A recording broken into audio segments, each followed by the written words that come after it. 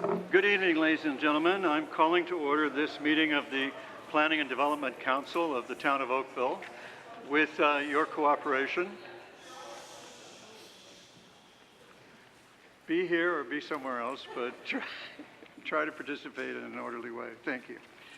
Madam Clerk, we have no regrets. Council, are there any declarations of pecuniary interest? Councillor Adams. Thank you. I'm going to declare an interest in item C1 as a pecuniary interest, as my wife is an engineer employed by TDL Group who operate Tim Hortons, and there's a franchisor operator who has a location on property for which I understand the landlord is part of the report. Thank you, Councillor. Council, we need a mover and seconder for Committee of the Whole. Councillor Lischina, Councillor Chisholm, all in favor? Opposed, if any, and that brings us into the relaxed format of Committee of the Whole, which is how we conduct our Planning and Development Council. And the first item is a pleasure. Our town has made significant progress since adopting the vision in 2007 to be the most livable town in Canada. Embracing innovation, creativity, and imagination in all we do has been crucial to our progress and making our vision become a reality. We've been controlling growth to only what fits. We've invested in community facilities and parks so that we can lead healthy, active, and engaged lifestyles. We've kept our finances the strongest in the country. We've protected our built and natural heritage resources, especially our green spaces. And witnessing the recognition of our success by Money Sense magazine last week made me, and I hope all of you, feel proud of the place we call our home. Being named the best place to live in Canada and receiving national recognition is an honor we've truly earned together as a community.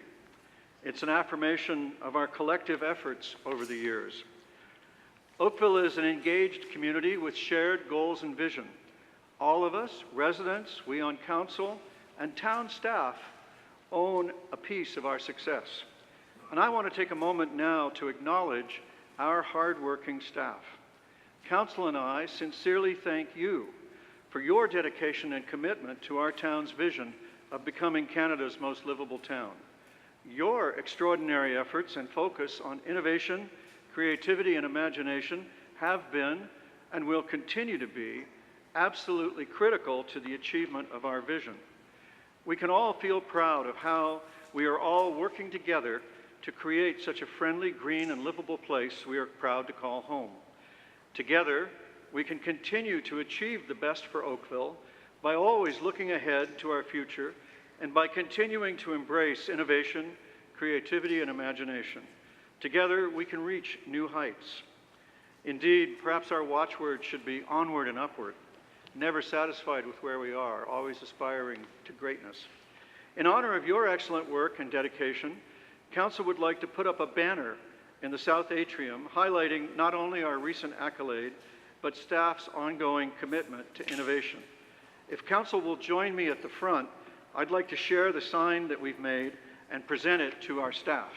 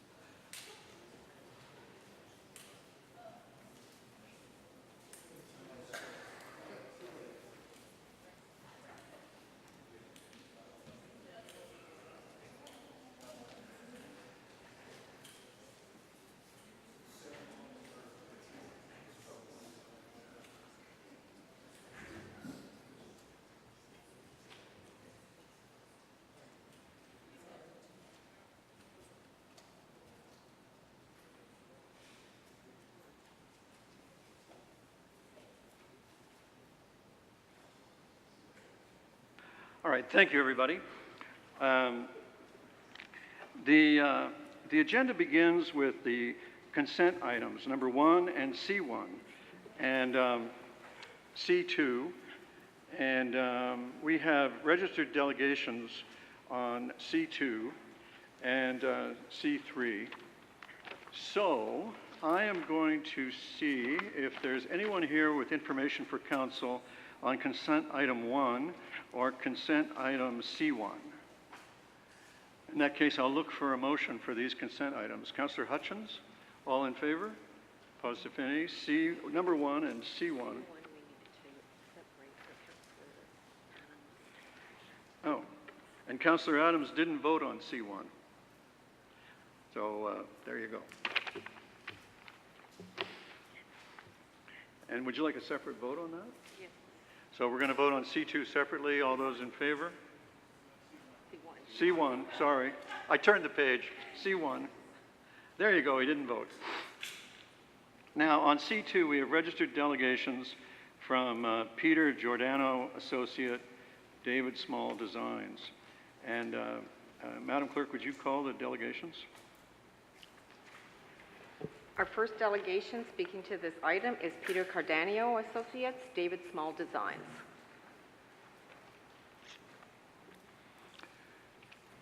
Welcome, sir. We look forward to your information. Thank you, Mr. Mayor. Mr. Mayor and City Councils, my name is Peter Giordano, and I work with David Small Designs. We're the authorized agents for Sean and Neelam Korshed, the owners at 158 Castle. The subject property is currently a 2-story home with a walkout basement that steps onto a beautiful rear yard, complete with an in-ground pool. Our development proposal is for a 2-story home built on top of existing basement foundation walls, retaining a modest 7'10" basement height, maintaining the existing walkout rear yard to continue pool access. The height of the proposed structure is shorter than what is currently existing and conforms to all zoning setbacks, including coverage, building height, and as you can see in image number 2, which I've provided you with,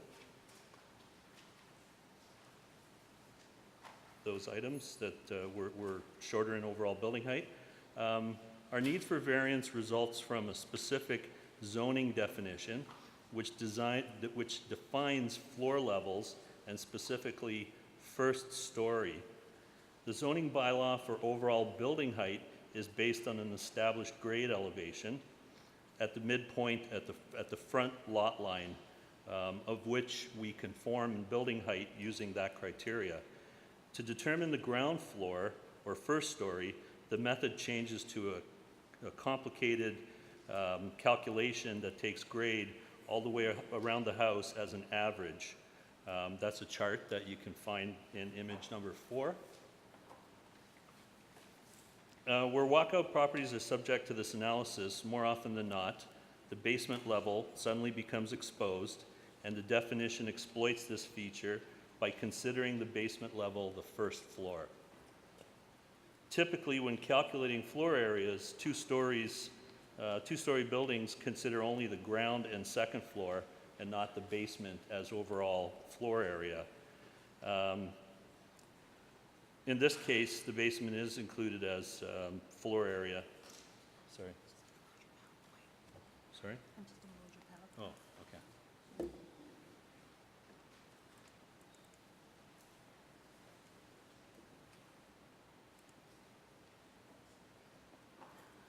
Do I have to control that in terms of the images?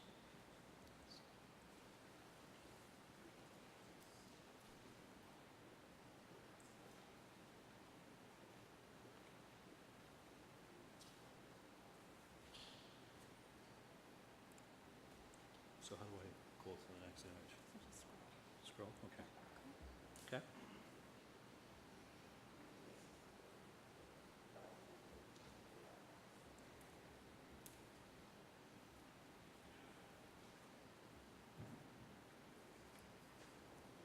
It's not scrolling.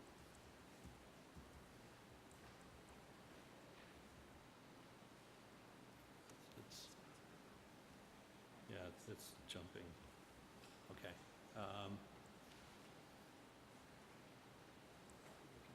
Okay, I apologize for that. So this is an image of the proposed building. It's a little hard to see. There's a red outline that shows the existing structure, and it shows that the proposed structure is actually shorter than the current existing structure. That was image number 2 that we just made reference to. This is an established grade calculation that is what is used to determine how whether or not the basement level is considered in floor area, and this is a calculation that's taken all the way around the property. So in this case, the basement area is included in the floor area, and hence the total building floor area appears much larger. In summary, the definition deems the existing basement level the ground floor.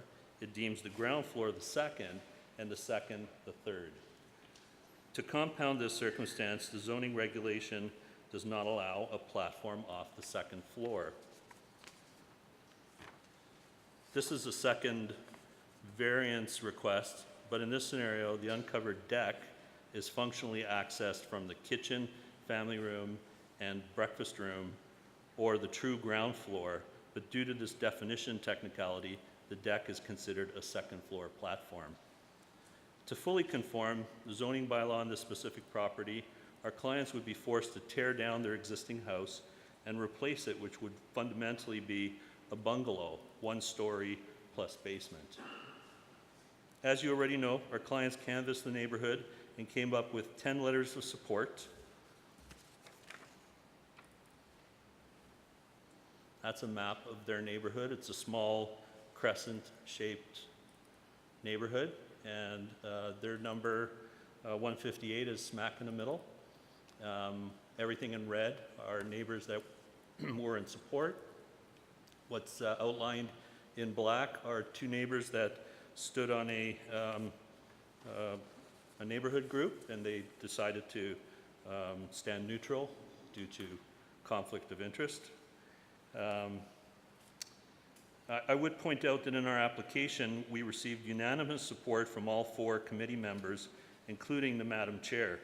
Minutes of the meeting will show that the committee members challenged the planning department's non-support of our application, and in the end, they all agreed that we passed the 4 tests required to allow our application to be approved. Currently, we're in the process of acquiring a building permit for this exact house by raising grade by as little as 12 inches and as much as 30 by adding armor stone landscape features along the left, right side, and front corners of the house. I have images of that.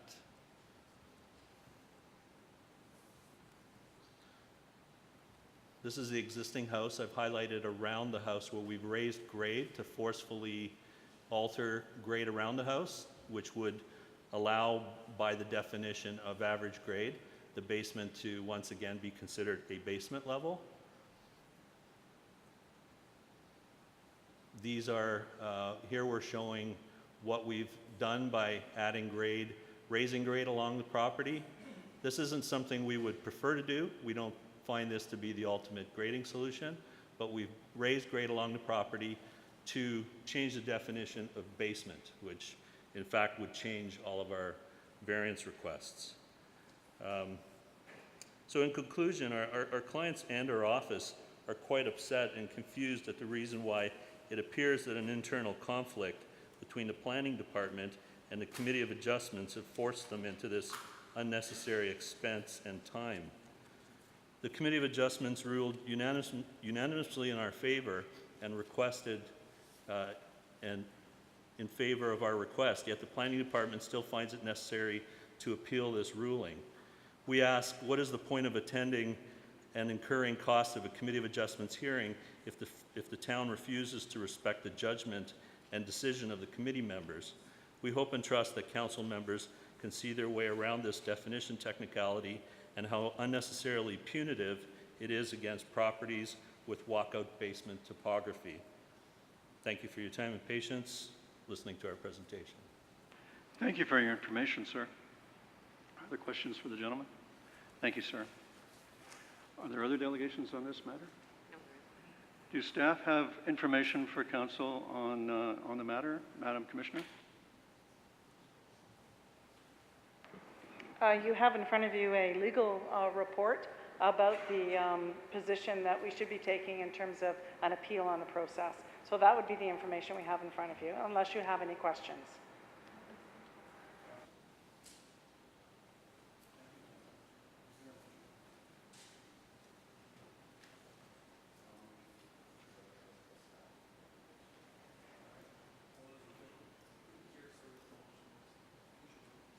Sorry. I'll move that it proceeds as staff recommendation. I will call the vote. All in favor? And that carries. Council has passed the following motion: that the appeal to the local planning appeal tribunal of Committee of Adjustment Decision CAV A089-2018, 158 Castle Crescent be confirmed. 2, that if council confirms the appeal, then the town solicitor or his designate be authorized to pursue this appeal in accordance with the position set out in Appendix C attached to the Legal Department report dated June 29th. And 3, that in consultation with the Director of Planning or his designate, the town solicitor or his designate be authorized to negotiate a proposed settlement of the appeal either before or at the tribunal hearing in a manner that addresses the issues and concerns identified in Appendix C attached to the Legal Department report dated June 29th. So I hope the delegation will find a measure of hope in that last clause. And now we have item C3, which is an LPAT appeal for 485 English Rose Lane. And we have at least 2 registered delegations, I think. So, Madam Clerk, would you call the delegations? First listed delegation is Christine Patterson, Project Coordinator for Lifestyle Home Products.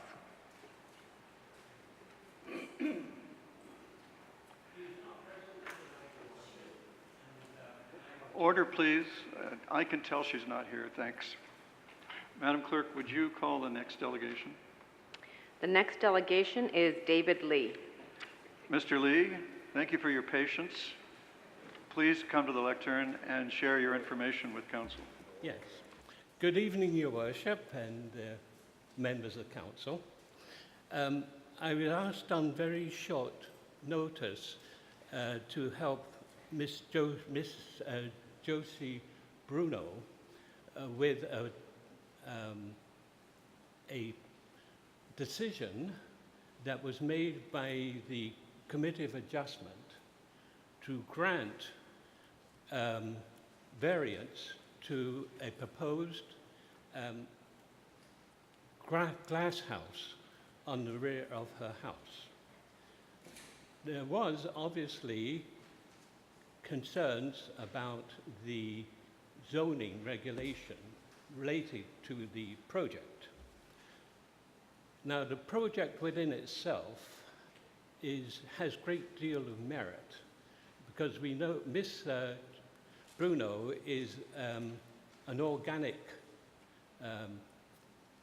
gardener herself, and this facility would enable her to have really good, controlled, organic food right through the year. And it's something that I think the general public want to see. In other words, people growing their own food, and good food, organic food. So there is a great deal of merit in the idea of having this greenhouse, which was actually will be built with the foundation as an existing patio. It appears that at the hearing of the Committee of Adjustment, that a neighbor or 2 neighbors were somewhat concerned about the loss of sight or sunlight. In other words, an issue of sightline. Now, in looking at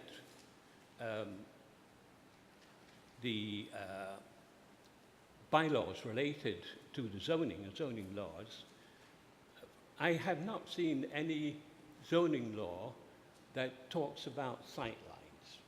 Height of the house, yes, but not the sight lines. So we believe, is the issue that was appealed was the sight line.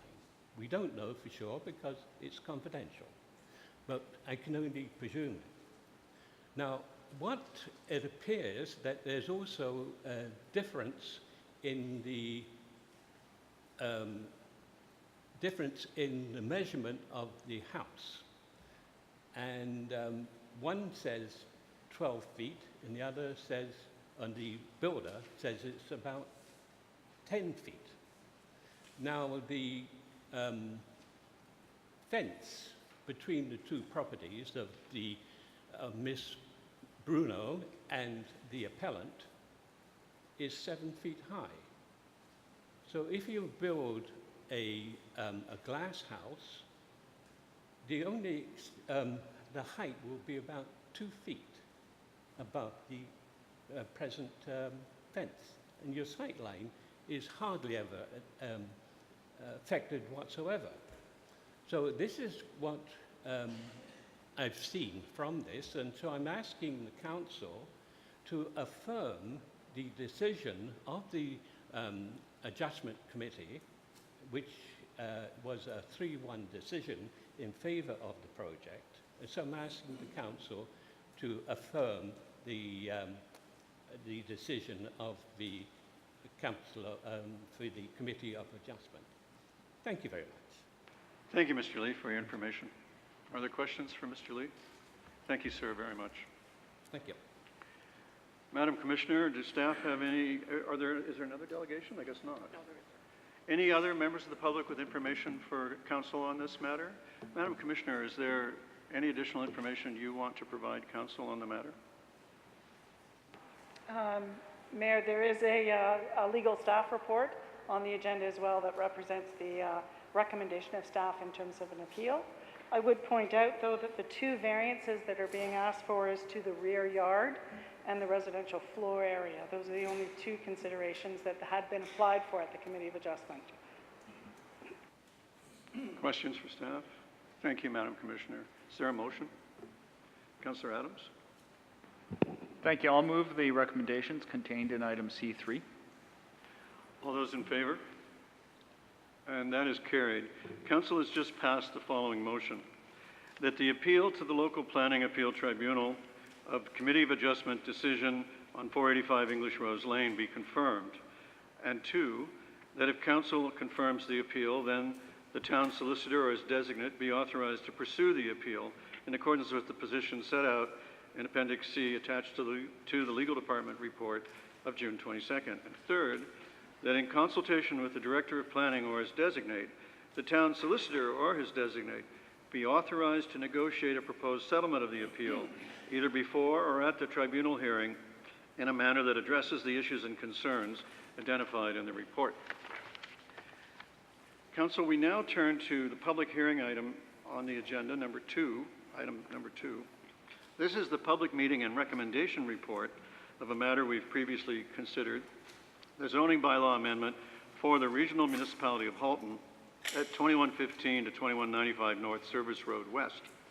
And should you require it, there's a presentation from Paul Barrett. Mr. Barrett, we're all ears. Thank you, Mr. Mayor and members of council. A zoning bylaw amendment application was submitted to permit a public works yard. The public meeting recommendation report can be found on page 9 of tonight's agenda. The subject lands are located along the North Service Road between the Mid-Halton wastewater treatment plant and the Deerfield Golf Course. The applicant proposes to relocate a public works yard to the subject lands. The public works yard is related to the maintenance of the region's water and wastewater infrastructure and will consist of vehicle and equipment storage and material storage. No new buildings are proposed. The primary access to the site is proposed from the existing driveway to the region's Mid-Halton wastewater treatment plant. with an emergency access proposed from the North Service Road West frontage.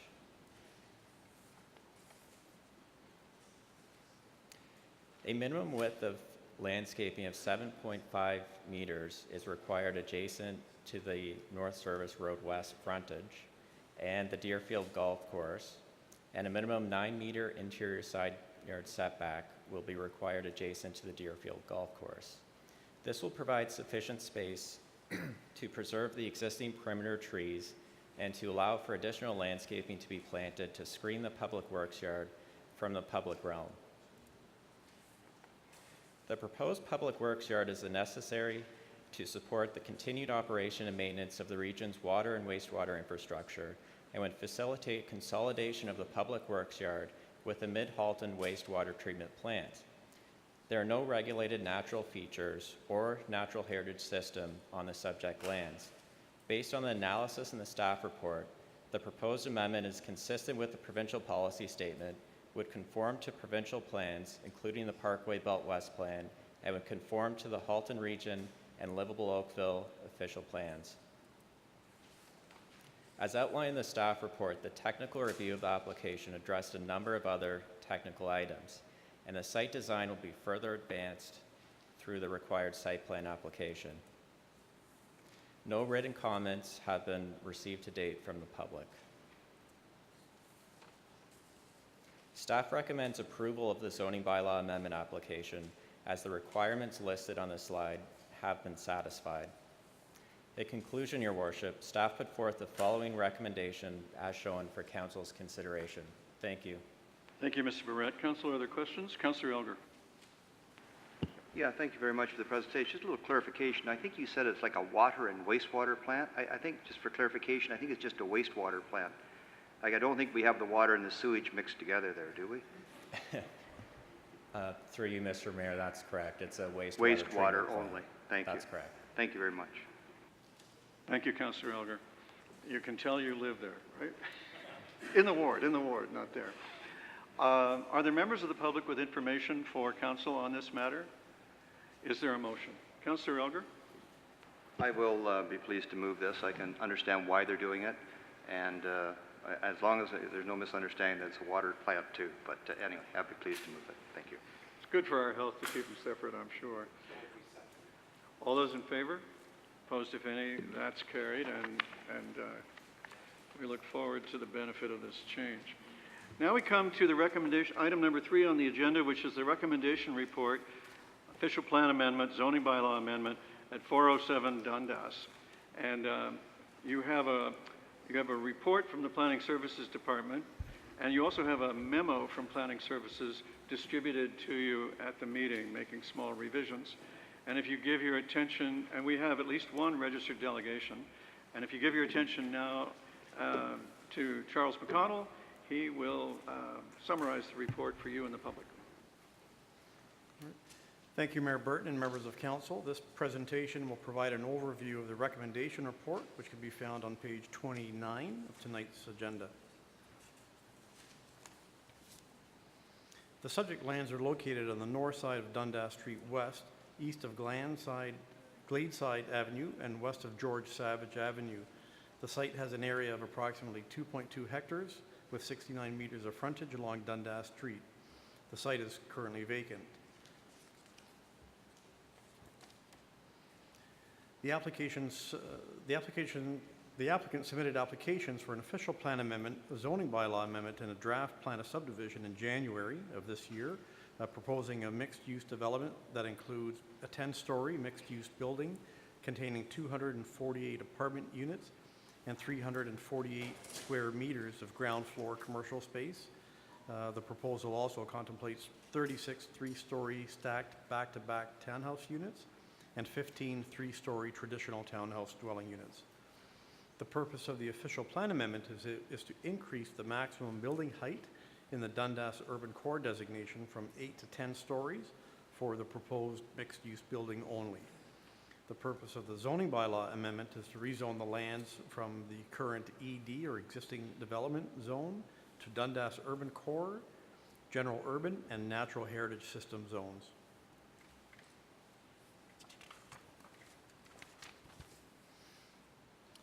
This slide shows the proposed 10-story building from Trailside Drive. This slide shows a view of the proposed 10-story building from the perspective of the intersection of Dundas Street West and Trailside Drive.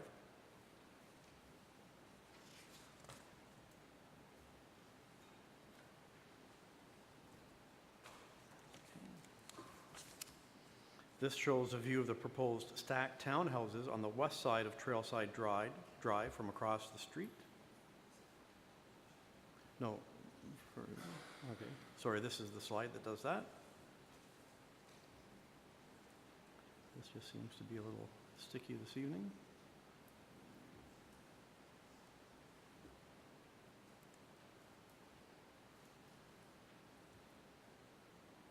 So if I could just get some technical support in advancing the slides.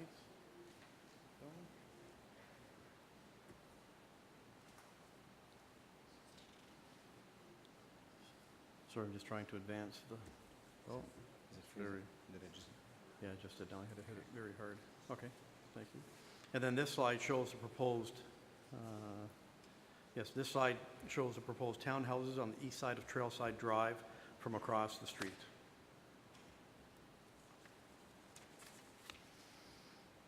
So a public information meeting was held on March 1st, and a public meeting was held on April 16th of this year. Comments received from the public were not supportive of the proposed official plan amendment and zoning bylaw amendment as submitted. Generally, concerns expressed by residents relate to potential negative impacts of the increased building height in terms of compatibility with the existing neighborhood, sun shadowing, obstruction of views, potential for increased traffic, and the availability of school accommodations. These concerns have been reviewed in the planning analysis section of this report, and additional responses to written submissions have been included beginning on page 32 of tonight's staff report. In addition to comments raised by residents, members of the Planning and Development Council approved a resolution that an analysis and response to the range of matters shown on this slide be included as part of the recommendation report, and this can be found on page 34 of the report.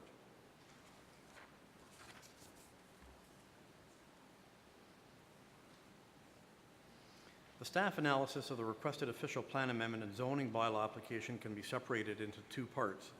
First, a review of the requested increased building height in the context of both existing and adopted secondary plan policies and the impact of the resulting form in terms of compatibility with the surrounding neighborhood and potential impacts on the adjacent properties. And secondly, a review of the modified zoning bylaw amendment to appropriately implement the vision, development objectives, community design strategy, and the land use strategy of the secondary plan to maintain a sensitive transition to the existing residential neighborhood to the north. To begin the discussion of the increased building height, the North Oakville East Secondary Plan designates the subject property as Dundas Urban Core, Natural Heritage System, and residential area. In addition, the lands front onto Dundas Street, which is identified as a major arterial and transit corridor.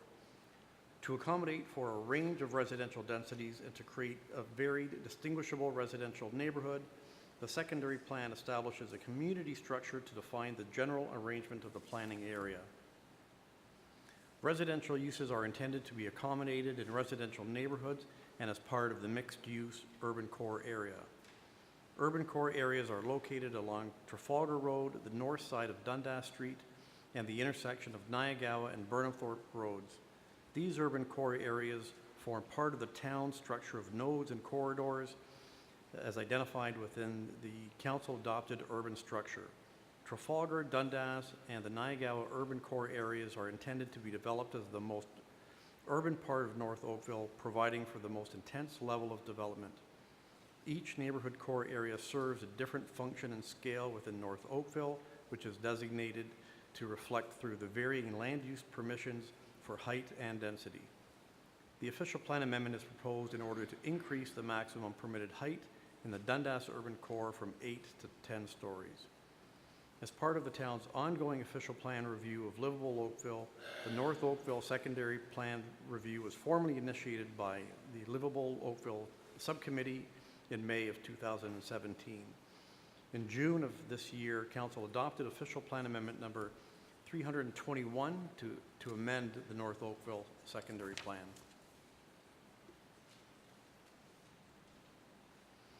Amongst other changes, OPA 321 amended land use policies for the Dundas Urban Core designation, including changes to the Dundas Urban Core policies in order to allow for opportunities for higher density, mixed-use transit supportive development for undeveloped Dundas Urban Core lands. Land use permissions related to maximum building height remain unchanged. Both existing and adopted policy permit a maximum building height of 8 stories. Under the adopted policies, additional building heights of up to 4 stories to an overall maximum height of 12 stories may be determined to be appropriate in certain locations through bonusing in exchange for community benefits and subject to the town's approved bonusing procedure. As described in the analysis of the staff report, the proposed 10-story mixed-use building merits consideration based on the following.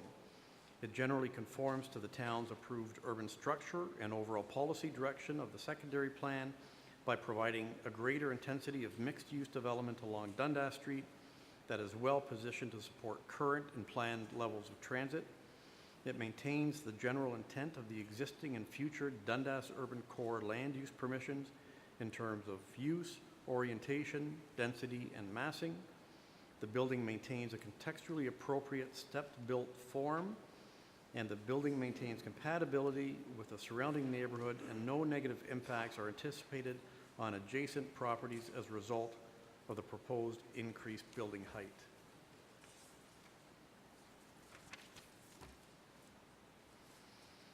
The originally requested official plan amendment does not include consideration of additional building height in exchange of community benefits. Based on the recently adopted amendments to the North Oakville secondary plan through OPA 321, staff is of the opinion that approval of the proposed official plan amendment for increased building height should be through an exchange of public benefits through bonusing. Bonusing of the subject lands would help support the town's urban structure by providing additional height and density along Dundas Street, being a regional transit priority corridor. Further, the location of the property is well positioned to support a building with increased height. The property is well set back from residential development south of Dundas Street, and a buffer is provided to the north by 3-story townhouse units. The building itself will be subject to urban design requirements as outlined in Appendix H of tonight's report to ensure the building will be well articulated with the bulk of the mass oriented as far south from the existing residential development as possible. Various community benefits could be achieved through the use of bonusing as described on this slide. The modified zoning bylaw amendment to rezone the lands from ED to the various zoning categories is being proposed. The modified zoning bylaw amendment reflects the general organization and land uses anticipated by the North Oakville secondary plan.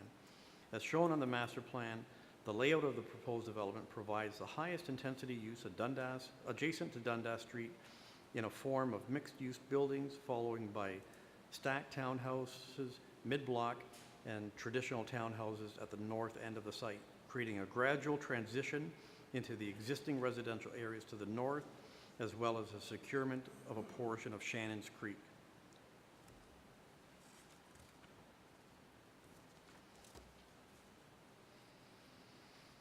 In conclusion, a full circulation and assessment of the application was undertaken to ensure that all technical and financial matters have been satisfactorily addressed. Staff is of the opinion that the existing official plan designations and existing zoning do not conflict with all applicable provincial plans and conform to the region of Halton official plan. Similarly, staff is satisfied that the modified official plan amendment and zoning bylaw amendment does not conflict with all applicable provincial plans or to the region of Halton official plan. Further, the application is consistent with the town's approved urban structure and the principles of overall policy direction of the North Oakville East Secondary Plan. Given the recent review and adoption of the amended Dundas Urban Core policies related to building height, there is no justification to support the request for an additional 2 stories in building height outside of bonusing in exchange for community benefits. The subject lands can appropriately support an increase in height and density through bonusing without creating any undue impact on surrounding land uses.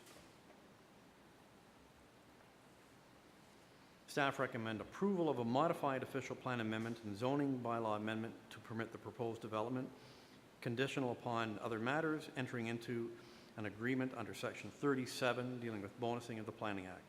Staff put forth the following recommendation as shown for Council's consideration. I'd be pleased to answer any questions that you may have. Council, do you have questions for Mr. McConnell? Councillor Knoll? One quick one. In the recommendation, there's no actual, I understand the staff's position on Section 37, but there's no actual reference to Section 37 negotiations in the recommendation that I'm reading. Is there a reason why? I know that's your intent, but why isn't it actually in the resolution?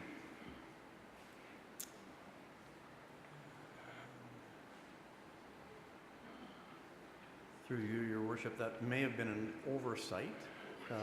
There is the amended motion that is put forward. I don't have that in front of me. I'm just gonna...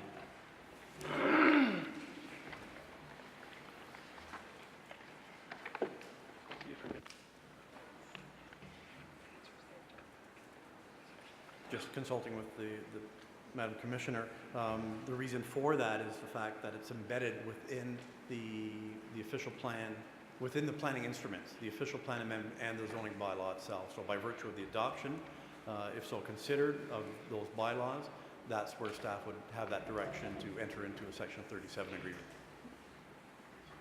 Yeah, no, I understand that. It's okay. In light of the fact that it's a condition of the approval, and I think the most important aspect of this in terms of the public is the recommendation, the motion. I would love to see something actually put in the recommendation as well, for the sake of public record. I mean, I know it's buried in the bylaw, or it's in the bylaw. I don't mean to say buried, but it's in the bylaw. But I think it's a significant piece of this, and you've made clear several times a significant piece of your recommendation. I think it should actually be in the recommendation. That's my opinion. I'd be happy to move this once the time comes, but I would like to see some wording added. Well, we have a delegation, so there's time for you to think of some wording. Thank you. Councillor Grant? Yeah, I'd agree. Missing out on actual wording for Section 37 is not good. But I'll move from that, seeing how Councillor Knoll has commented on that appropriately, and go back to my usual thing lately, which is parking. What are we doing about parking for retail? How many spaces do we have for how many stores? So, through you, Your Worship, there is technical data within the staff report identifying that the amount of retail that is being provided, the appropriate number of parking spaces for that commercial use is in compliance with the North Oakville zoning bylaw has been provided for. In addition to the potential when the plan of subdivision comes forward and we see the details of the road allowance, there would also be the opportunity for additional on-street parking. But I think specifically the number of parking spaces that is being provided for is 12, if I'm not mistaken, and that would be both surface and underground parking to support the retail component. Under normal conditions, I'd accept the fact that, yeah, we have parking as accepted by the NESP, but the problem is that we found that parking that we have allowed for is not enough. The parking, in fact, in the past that we've said would work north of Dundas is not working. So for us to just go ahead and agree to something that we, I think for the last couple of months now, have agreed that may not work, doesn't seem to be a good answer. So, Councillor, if you want to change the parking standard, and I know we have to go back to the books and do it. Be the, yes. the tool. However, I'm hoping that because that would be a process that would take several months, I'm hoping that we could at least get some work done before then to make sure that we don't keep repeating our same mistakes. It's like beating your head against a wall. The parking derives from our bylaw, which prescribes the numbers that you're getting. Okay. If we don't like the result, we should change the bylaw. And again, I mean, had we had more time to the end of our terms, we probably would be doing that. Unfortunately, we're running out of time. So to approve of something that would be a mistake, despite the fact that we know, okay, I'll back from that, but nonetheless, more parking would be great. And then it's not necessarily that I believe that this is a concern, but what I've read over and over again, reading from people in the area, they are upset about the fact that there's proximity to the school. Now, I believe that most of the traffic would be located down to 2 roads going south and to Dundas. But what are your thoughts on the fact that there is some upsetness over the fact that there might be some more traffic around the school area? So, through you, Your Worship, if I understand your question, if it's with regards to the volume of traffic, we've certainly analyzed the amount of traffic that would be generated from this site, and there's sufficient road capacity to support this and additional development in accordance with the land use permissions under the secondary plan. And as far as if it's leading towards the capacity within the school system, the school boards have concurred with the development and are not recommending that the development not proceed. All right, well, thank you. Again, my concerns are much like Councillor Knoll, the Section 37 being included, so we know what we're getting. And parking, despite the fact that we are running out of time for that, so thank you very much. Thank you, Councillor Grant. You can perhaps lean over and help your colleague with the Section 37 wording. Councillor Elger? Thank you very much, Mayor Burton. If you go to page 59 of the report, the technical review, I'll read the first sentence because I'm just trying to understand what you're really saying here. It's the Environmental Implementation Report and Functional Servicing Study, and I'll try to read it word for word. An environmental implementation report and functional servicing study has been prepared in consultation with town and conservation authority staff and defines the limit of development from Shannon's Creek, and plan demonstrates that the development can feasibly be serviced, managed to own standards. What are own standards?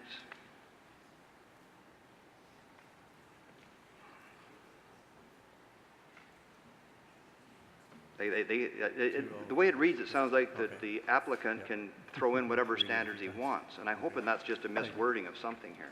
Through you, Your Worship, I think it's a typo, and own should be town, so can be managed to town standards. That does help, I must say, because I tell you, it really throws a curve at things. Now, I don't want to beat parking to death, but if you go to page 63 of the report, townhouse, I'm really happy to see they're going to 2 spaces per unit, and even though our bylaw says only 15 is required, so kudos to them for doing that. Stack townhouse, they're going one per unit, and hopefully going forward we will get this all straightened out because it's not working. But when I get down to mixed building use, our bylaw, you've got 0 to 310, they're proposing 258, so we're shy 52 units.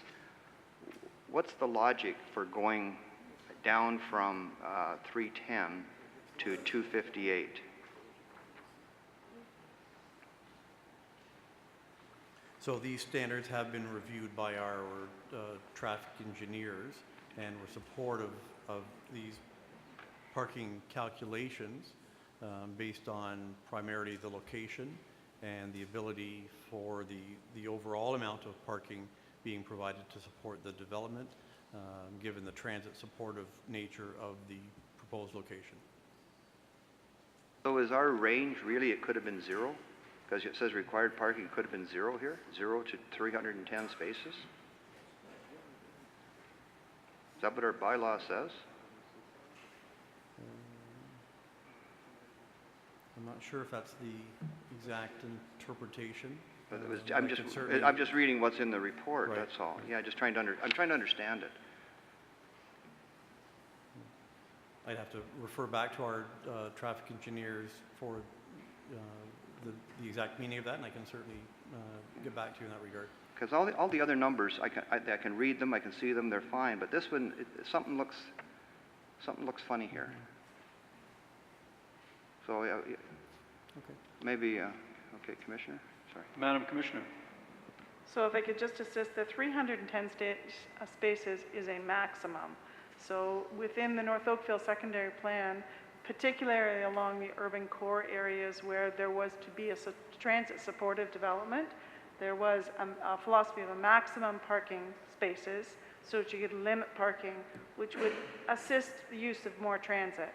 I can't speak to the zero. I'm assuming our bylaw does not have a zero in, and so that number we will get back to on what is the minimum requirement, but it's up to the maximum of 310.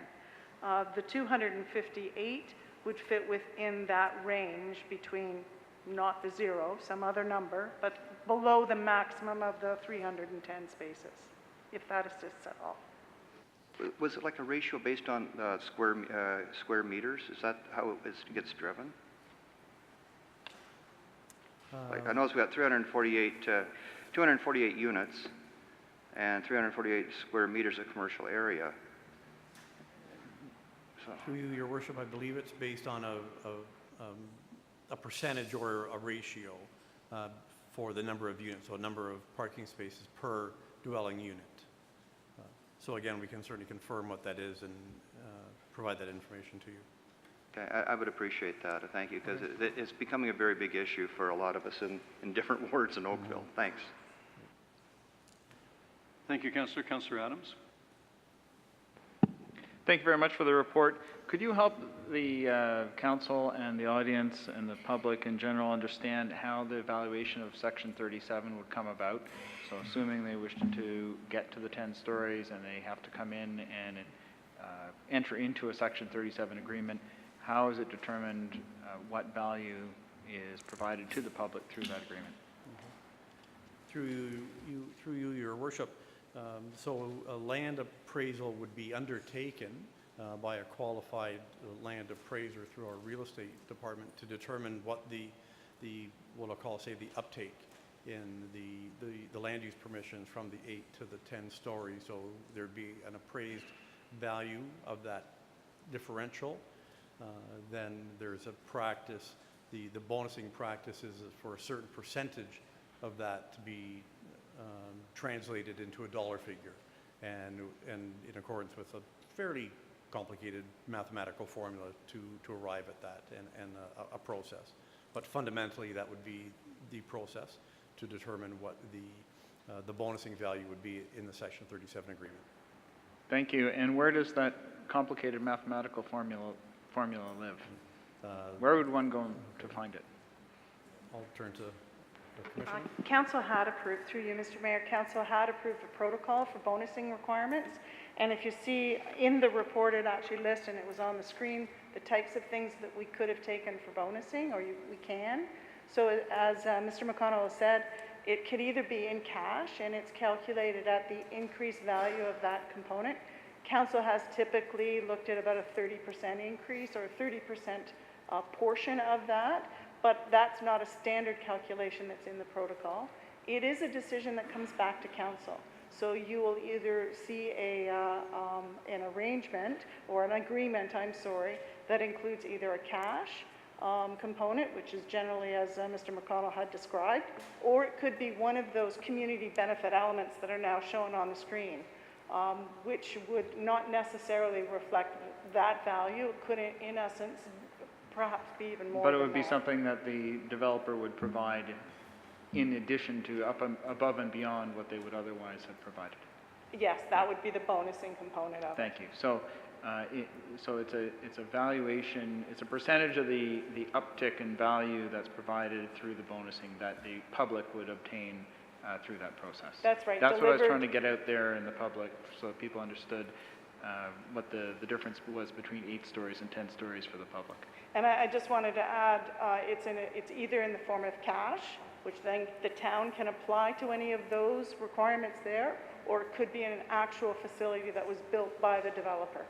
Thank you for providing that clarity. All right. If that's exhausted council's questions, let's turn to the public. Madam Clerk, would you call the registered delegations? We have one registered delegation, Maura Salam. Welcome, Ms. Selim, or Salim, and council looks forward to your information.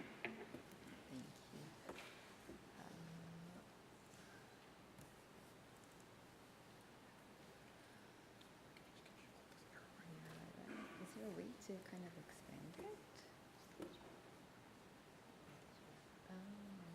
There we go. Perfect. Thank you. Good evening, Mayor Burton, members of council, town staff, and attending public. My name is Marwa Slim, and I'm speaking to you today as a resident of the neighborhood where the proposed development is located.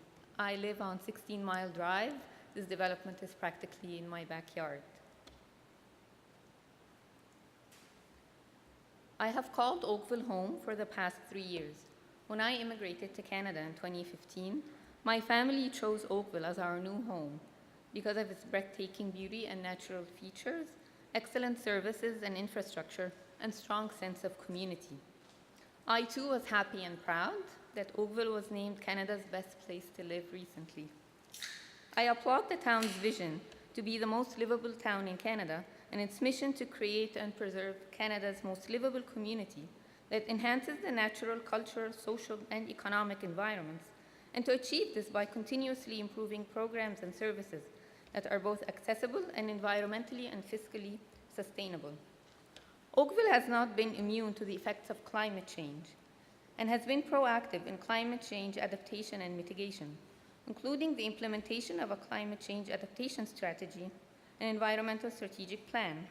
This direction is reflected in the town's official plan and the North Oakville East Secondary Plan, which strives to be forward-looking and aims to be a model of smart growth and social diversity.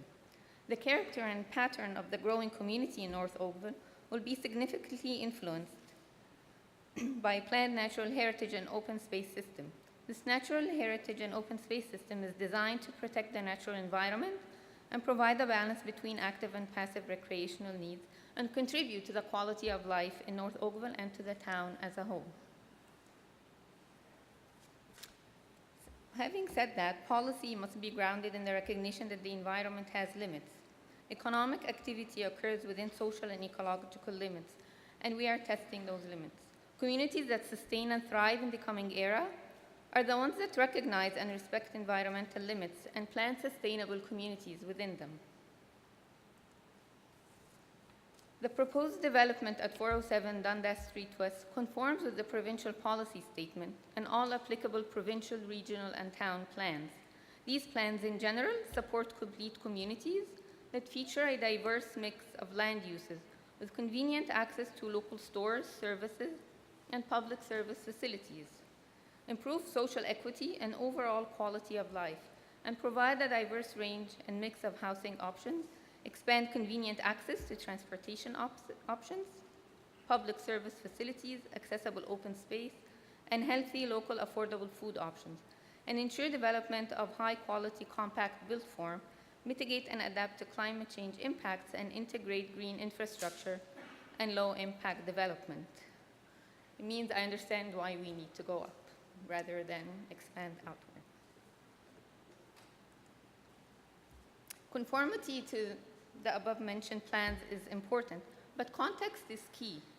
Analysis of the location of the proposed development and surrounding area indicates that the area is already well serviced in terms of commercial and retail by the Dundas Market Square and the plaza on the opposite side of Dundas Street. In addition to the new planned 8-story development just at the intersection of Niagawa and Dundas, existing transit service levels do not adequately support the reliance on public transit, and the current demands on Udinawi Public School prevent it from accommodating new students and absorbing the expected population growth. The era of greenfield development is gone, and creating smart communities is a challenge. Integrating policy framework, location context, sense of community building, services, and infrastructure offered is a delicate balance, Achieving this balance ensures that new communities are developed into vibrant hubs that are attractive, livable, and sustainable, without sacrificing the environment or affecting the standard of living of citizens and the quality of life. In the case of the proposed development, current transit service levels, as I mentioned, do not effectively support the reliance on public transit. And also the primary public school will not be able to accommodate any incoming students. The remarks in the staff report that school accommodation may be provided in schools outside the area raises a flag for me. The overdevelopment of this area directly affects the quality of life of residents in the development and in the surrounding area and pose a risk to the success of the smart communities vision. Additionally, there is a concern about providing sufficient green and open space within the development. While the surrounding area contains natural features, the Gladeside Pond and Shannon's Creek, the renderings of the development indicate only passages connecting from the development to the already existing natural features. And I'm not sure if I can go back. The mass of the building, like right up here, that's along the extension, the proposed extension of Trailside, just offers no openings or no access, and for me, the building looks like it's turned its back to the public rather than being inviting more people in and creating opportunities for community building and engagement.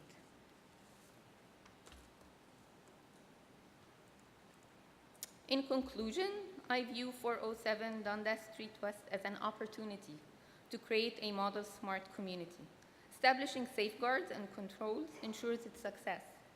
Proposed tools to promote the development's success include expanding the town's sustainable development checklist to include enhanced items, mandating more items on the list, and offering incentives to developers that comply with the checklist. Additionally, reviewing and updating the town's parkland dedication policies that are suitable more for the suburban form of Oakville's already established neighborhoods may not necessarily be suitable for the new kind of development we are seeing. The North Oakville East Secondary Plan requires the conveyance of land for parkland or other public recreational purposes at a rate of 2% of land for commercial and industrial developments and 5% for all other developments. These traditional service levels may not necessarily work, and new measures may be incorporated, such as service levels per capita, depending on the number of users of the space. Finally, while the developer's planning justification report presents strong arguments, the design objectives and the stepped height approach can still be achieved at the current 8-story height. A phased approach to intensification in this area may be a good approach to allow for theories to be tested and also provides an opportunity for services to catch up, mainly transit and education and schools. Finally, I'm excited about the future for Oakville with policies that embrace and drive sustainable development, respect ecological limits, and provide a high-quality life for all. Our town is poised to become a leader in sustainable development and smart community building, so let's seize the opportunity.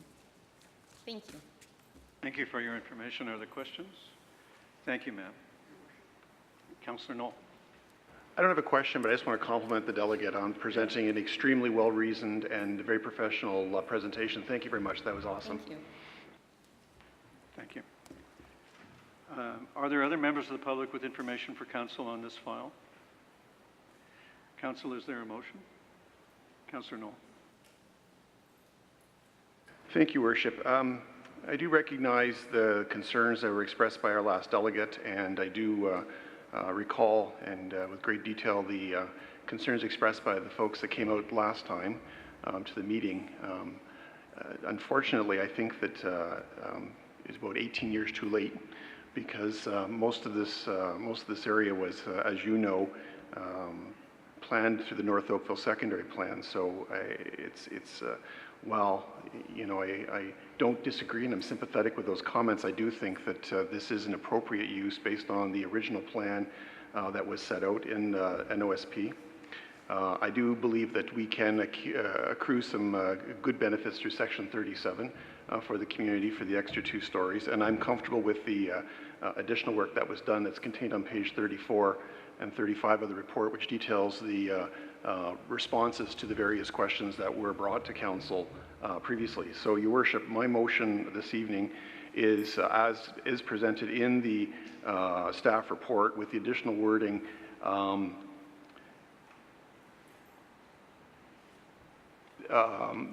in paragraph 1, the additional 2 lines, well, 2 lines where I've got, but the additional words that in addition to other conditions contained in bylaw 2018-017, that this approval is subject to the successful negotiation of a bonusing agreement under Section 37 of the Planning Act. Thank you, Councillor. And Council, I just want to note that in clause 3, it should read that bylaw 2018-107, amendment to zoning bylaw 2009-189, the words "as revised" need to be added as per the memo that we received. Is there discussion of Councillor Knoll's motion? All those in favor? Opposed, if any? Councillor, your motion carries. That brings us to item number 4, the notice of intention to demolish at 198 Douglas Avenue.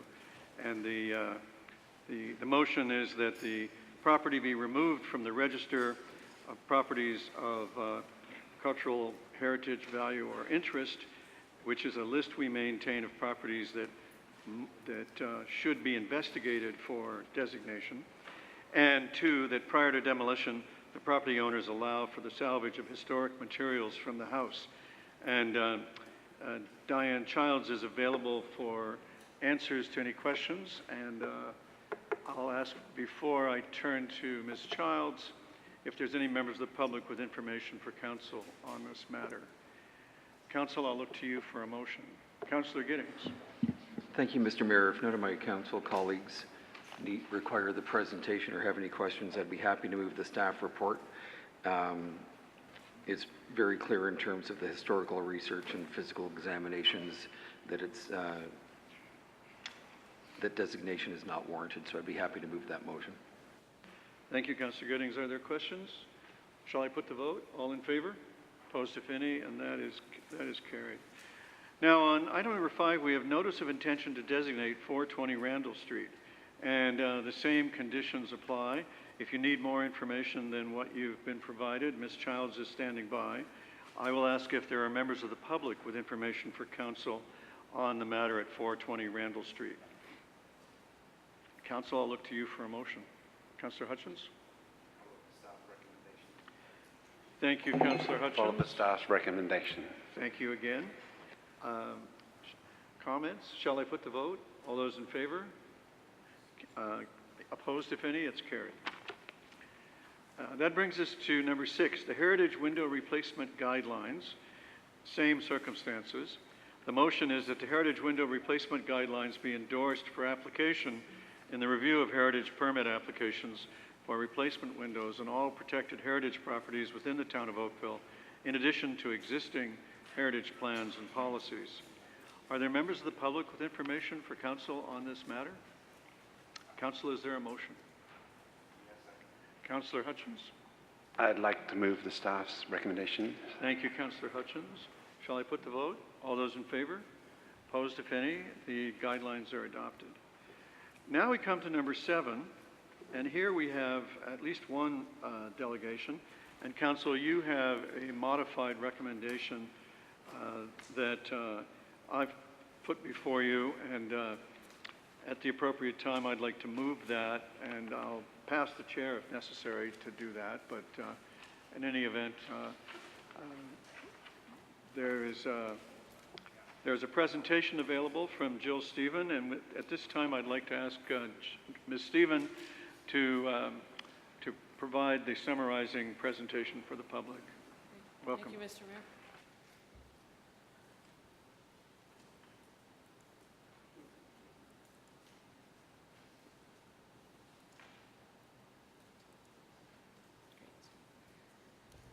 Thank you, Mr. Mayor, members of Council. Tonight's presentation is in support of the staff report regarding the Lakeshore Road West Class Environmental Assessment. study update, which can be found on page 83 of the addendum agenda.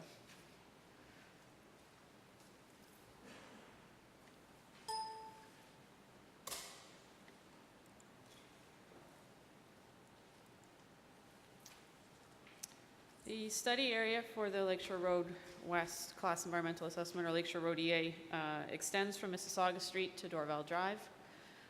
This update tonight is in relation to a lot of the work that we've been doing since the May 22nd Community Services Committee, which focused primarily on the lands east of East Street and in particular east of Third Line. But just as a reminder, the study area does contain the lands from Mississauga over to Dorval, and we will be consulting with folks in the entire study area should they have additional feedback to provide.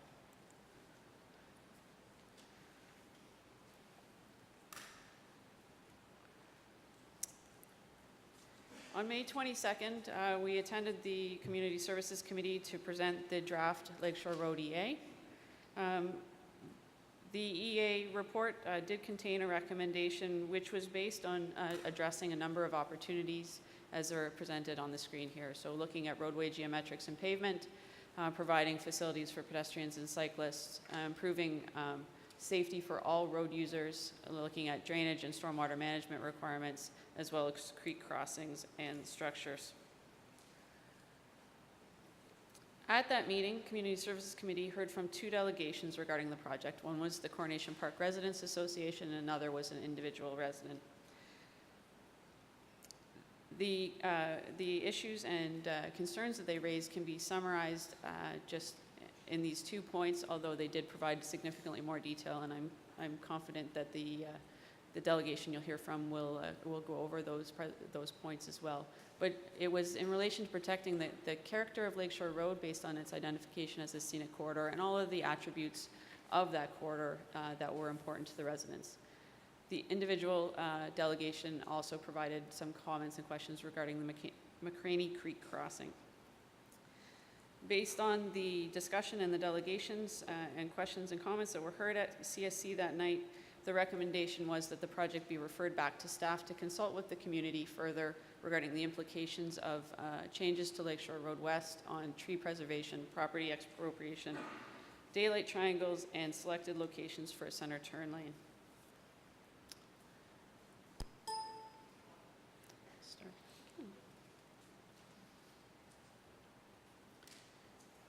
The class environmental assessment process does include opportunities for public feedback and public input. We did hold two public information centers as well as a number of stakeholder meetings throughout the process and before we went to CSC in May. However, we did hear from residents following the May presentation that they were looking for more opportunities to provide their feedback and input, and in particular looking for more information regarding the impacts to the area that they lived in or their particular property. So with those understanding those points and the direction from Community Services Committee, we have embarked on an enhanced public consultation program related to this study, and as part of that held a public information meeting on July the 25th at Sir John Colborne. That meeting was held to provide an overview of where we are at with the process and where we have been, and to provide folks with the opportunity to provide input and ask questions. The primary purpose of that meeting was to listen to the concerns and questions that residents had. Some of the concerns that were raised at that meeting included a desire to protect and maintain the character of the Lakeshore Road West corridor, a desire to protect and retain trees. There were questions raised regarding property impacts. There was a general recognition of the importance of providing for safety for pedestrians, cyclists, and drivers. There were questions regarding the center turn lane that had been previously proposed, as well as questions regarding construction impacts and staging.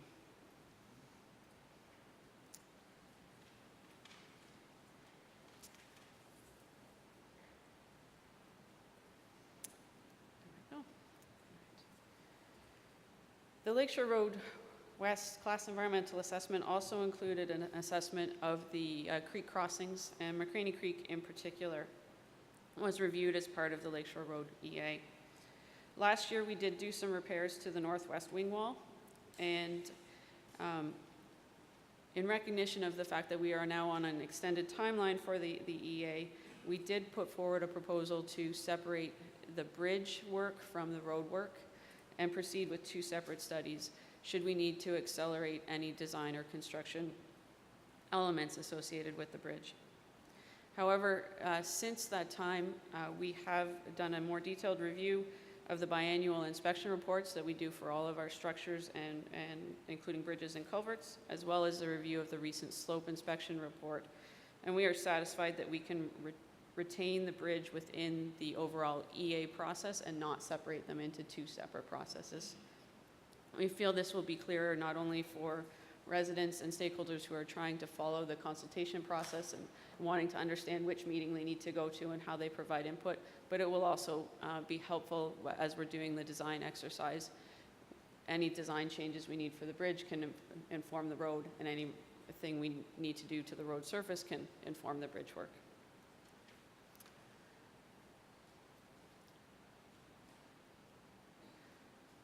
So based on that, our recommendations are that we extend the study timeline so that we report back to you through Community Services Committee in early 2019. Initially, at the May Community Services Committee, there was the thought and direction that we should come back in September with a new design and having done the consultation. However, based on the amount of feedback we are receiving and the amount of work we'd like to do to review the comments and input that's been received so far and to provide those additional opportunities for folks to be involved, we feel, we need more time and that we would be best served to come back to you early next year.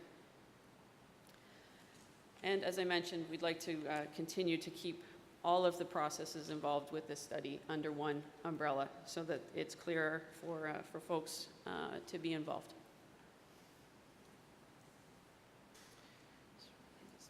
All right.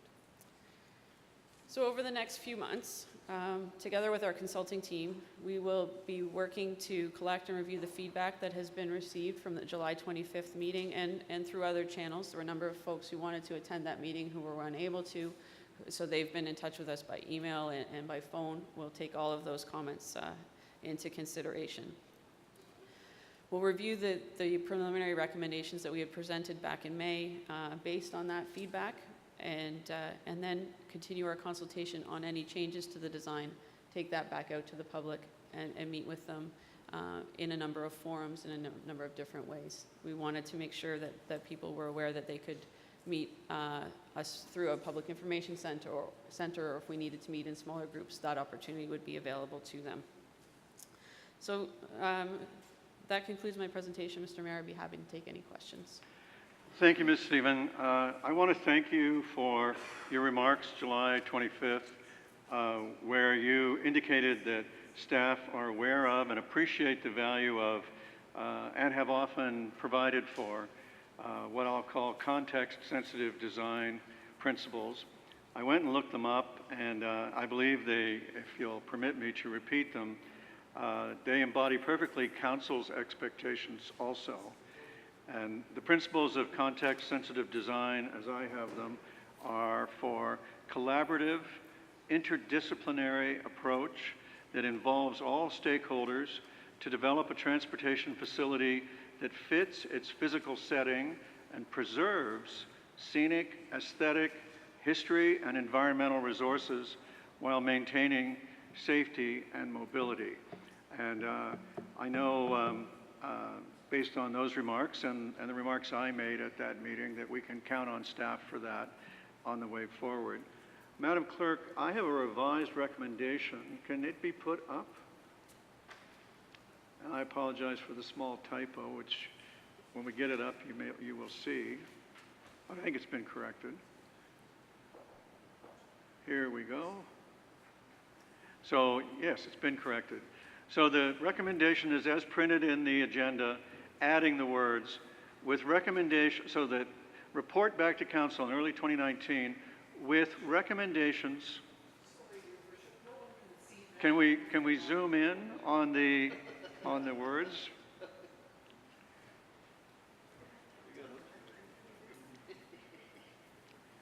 Does it help if I read them?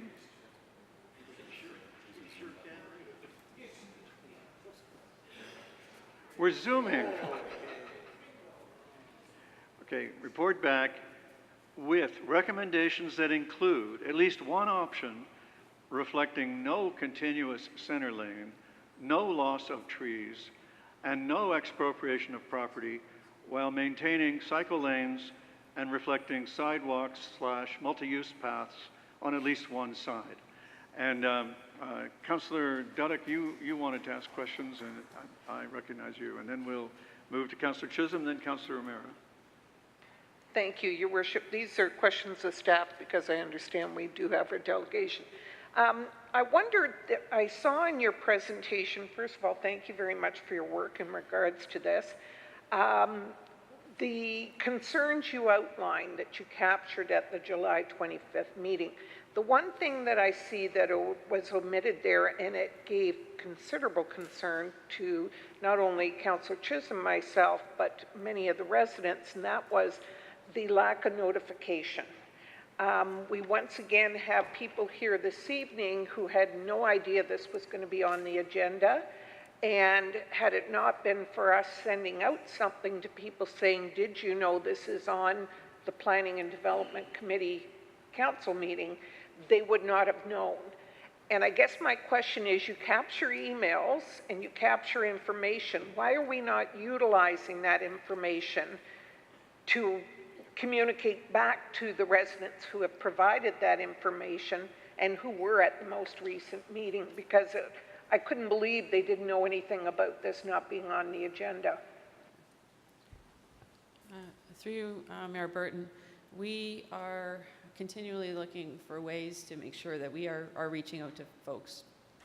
We want to ensure that they have the opportunity to provide comment and input to this process. I saw at that meeting when I mentioned how many notices we had mailed out through regular mail, the number of shaking heads that were out there. So we did encourage folks to let us know if there are other ways that they would like to be informed and reached. We do have some statutory requirements that we do need to meet, but there are ways to go above and beyond that. We did mention at that meeting that we would be here tonight with the presentation, so anyone who was there should have heard that, and hopefully that I'm hearing from you that message didn't get all the way through. So we did provide some updates on our website. We'll look for ways to continue to improve on that process. And in fairness to yourself, that may be something that we take up with the communications with the town of Oakville, because I dare say it's not just your department, but other departments as well that capture addresses, email addresses, and that we need to get better in terms of communicating. People should not have to rely on a neighbor telling a neighbor versus being proactive themselves and being fully informed. So thank you for that. Just to confirm, tonight you mentioned the fact that the McCraney Creek Bridge is no longer going to be separated out of the process. And I know we have a meeting later this week with some residents in close proximity to that bridge work who were concerned, and understandably so, in terms of the scope of the work that was going to take place near that bridge. I still think there's merit meeting with them regardless, because they have concerns regarding their property, but I just wanted to confirm that is now off the table from what you're saying, so there is not an urgency? So through you, Mr. Mayor, to clarify, so we are still looking at the creek crossing. That meeting that you spoke of, we should still have. We're still looking for input on that. What we were trying to avoid is having a notice that went out to say, come and speak to us about the McCraney Creek Bridge, and a set following notice that says, come and speak to us about the Lakeshore Road EA, and somebody says, which one do I need to go to? So we would like people to be able to provide their comments, whether it's on the bridge or whether it's on the road, in one forum. We'll bring them all together, and we will we will look for feedback on both aspects. Thank you very much. Councillor Chisholm. Thank you, Your Worship. Very good presentation. I'm very pleased that we've included this one package with respect to McCraney Bridge and the EA all the way through. With that comment, what is the length of that bridge we can hold off, on a technical hold off and repairing it or replacing it? Through you, Mr. Mayor, the most recent inspection has shown that the bridge is in good shape. We are regularly monitoring the slope. The most recent recommendations for improvement structurally are to, there's some holes in the side, like some sidewalk repairs to make, and a handrail that's bent. So it's not structurally related to the bridge itself or the wing walls.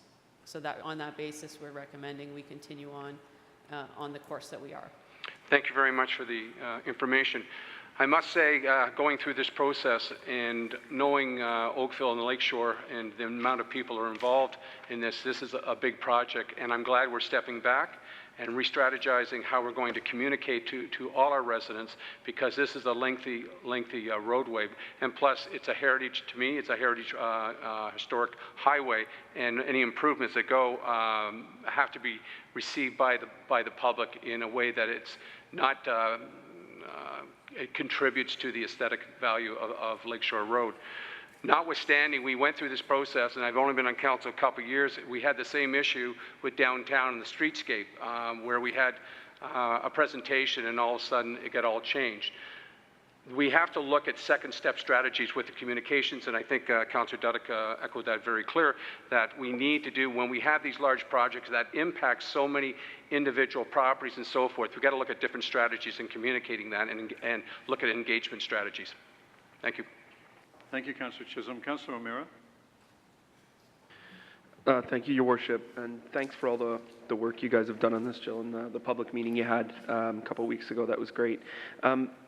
This is a rather large project, and we seem to have dropped off the Brawny Village area in terms of pushing that off. So I guess my question is, we know that the Brawny Village Mall is under construction right now. How is our delay going to impact what they need to do or the decisions that we need to make to ensure that a pedestrian crossing at the Brawny Village Town Market Square was included in one of the earlier versions? So now are we delaying making those decisions, and how are we working in step with the development that is happening right now in Brawny to ensure that they know what the expectations is about what our street is going to look like as they develop? Through you, Mayor Burton, we are continuing to work with staff in planning on the Brawny Village Mall application, working hand in hand to ensure that any of the draft recommendations that have been included in the EA can be incorporated as appropriate within the streetscape for the Brawny Village Mall. There are a number of aspects that had been captured under the EA but are not necessarily on their own required to fulfill EA requirements, and so things like a pedestrian crossing, for example, if that needed to go ahead in advance, there's not an EA requirement that needs to be fulfilled to do that. So we are continually working with them, as well as with the BIA on general Brawny Village questions that they may have. So I didn't mean to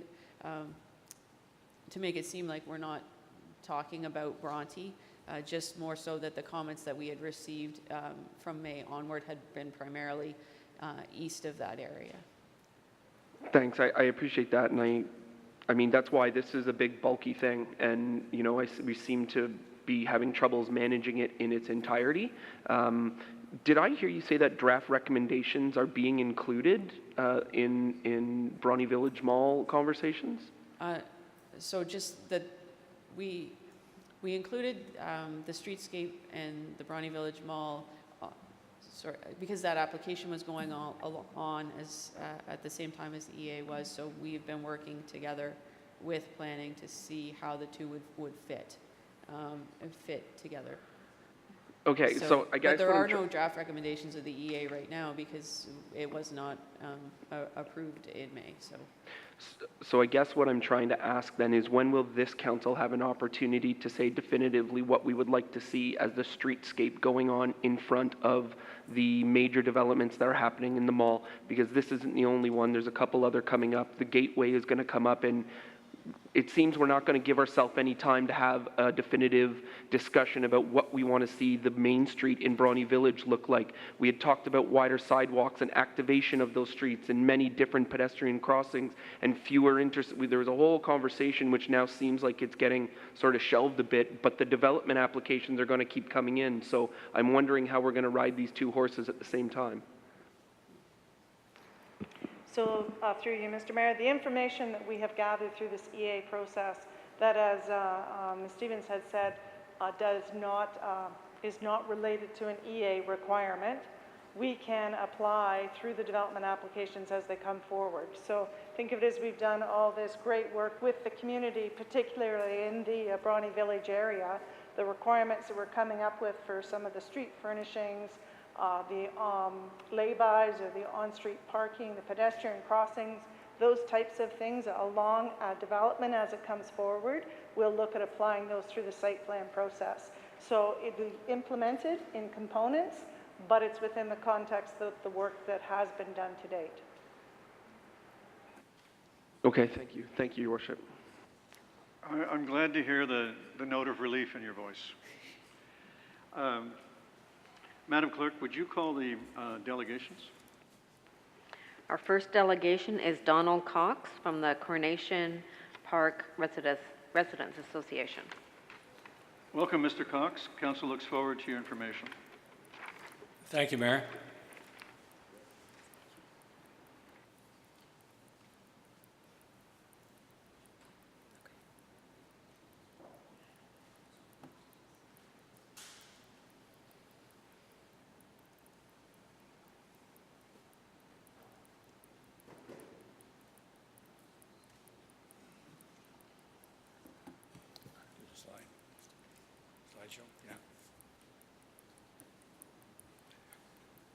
Thank you, Mayor and Council. I appreciate the opportunity to address you, and I want to thank you for putting that motion forward with the added words. That really does make us feel a lot better than I felt coming into this room, because I did not know that would be part of the proposal.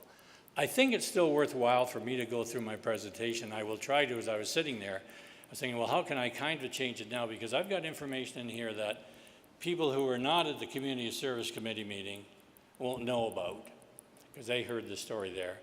And I think it's important to know why those words are added, that the mayor's added. What is the reason we think there should be no trees? That's probably fairly easy. Why do we think no third lane is required? I have data to show you why, okay? So I would, if you would bear with me, I'll go through, and I'll try to go through quickly, because we've got to the end result I think we like, but I think knowing why would be beneficial to all council members. So if you'll just bear with me, I would appreciate it. This is why we're here. The third point, I will move down to that. We want to ensure that community concerns are clearly communicated, understanding the why. That's the proposal. I won't talk about that. We are concerned about the degree of urbanization, because this is characterized as an urbanization project, and the word urbanization quite often will conflict with retaining character of the stable neighborhoods. Urbanization, retaining character, they can be conflicting. The other concern we had is the fiscal responsibility. Those are the major ones. We support improvements to Lakeshore Road. We do not support the third lane. And we believe we can move forward with something different than what is proposed. As indicated, the population in this area really isn't changing. We live in an area where it's basically homes are being knocked down, new and bigger homes are being put in their place. There's very little added population, except for the next 2 or 3 years. That will peak out, and then it will reach a plateau there on out. The purpose of this improvement was characterized to improve safety and to improve traffic flow. Those are the two reasons. From a safety perspective, within the reports, they have something called a potential for safety improvement, a PSI index. And that index at 1 says that intersection is performing the way we would expect from a collision, a safety point of view. higher than 1, it's worse than, and lower than 1 is better than. Virtually every intersection in the portion we're talking about from Bronte Village to Dorval is 0, not every one, but they're all less than 1 with the exception of 2. So from a safety point of view, based on these stats, it's not an issue. So there isn't a safety issue to address based on the report of the consultant. Based on the analysis, the traffic condition, the throughput on that road, if you like, is operating at an acceptable level of service, that happens to be C or better in traffic transportation parlance, for the existing conditions. Today, it is acceptable. For the year 2021, it's projected to be acceptable. And for the year 2031, it's projected to be acceptable with the existing 2 lanes. There are 3 intersections in there that are identified as having left turn issues. The level of service is 1 worse than C, it's a D. Lakeshore Bronte Road, Lakeshore Suffolk Avenue, and Lakeshore at Third Line. Even those were not recommended for traffic lights at that service level. Interestingly enough, future traffic forecasts from 2021 to 2031 show a growth of 0 to -2% per year. 2031 potentially would have 20% less traffic on that road than exists today. So you have to ask yourself, knowing nothing else, why would you consider increasing the impervious layer and adding a 3rd lane? If I sound emphatic, I mean to be. Those 3 intersections that have left-hand turning lane degradations are reflected in the traffic section of this study report, and that happens to be Appendix F. And to find it, you start about page 330 of Appendix F. That's where we found these data. And the left-hand turn projection delay is level D, as you can see in the green. I apologize, you probably can't read that. That's with 2 lanes. The top table reflects the simulated forecast for 2 lanes of traffic. The bottom table reflects for the 3 lanes. So in fact, adding a lane there does nothing to improve that traffic situation. It's still level D at that intersection. Lakeshore Road and Third Line, the same thing. You go from 2 lanes to 3 lanes based on simulated studies. There is no difference. It's still level D. The same thing for Lakeshore and Suffolk, still level D. So you have to ask yourself, if we're trying to improve safety, and there's not a safety problem according to the indices, and we're trying to improve traffic flow, and there's not a traffic flow problem, why are we doing this project in this proposal? Because it involves the loss of 300 trees, expropriation of 69 properties, and the negative effects on the character of Lakeshore Road and its neighborhoods, then that cannot ever be recovered. This is 1 of or 2 of 6 drawings, 8 drawings that are in the preliminary design proposal. The red marks on there, the red lines, the red numbers are the expropriation numbers. Expropriation number 40, number 41, number 42, number 44. They reflect where the property line will be moved back as a result of an expropriation.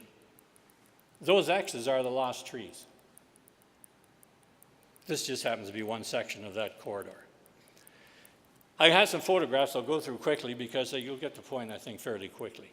This house at 1037 Lakeshore Road has property expropriation and going to lose 3 mature trees. That one that you're looking at right in the middle is one of them. This is in front of Appleby College. On the right-hand side is Appleby College. That's the south side of the road. North side of the road, that little row of trees there.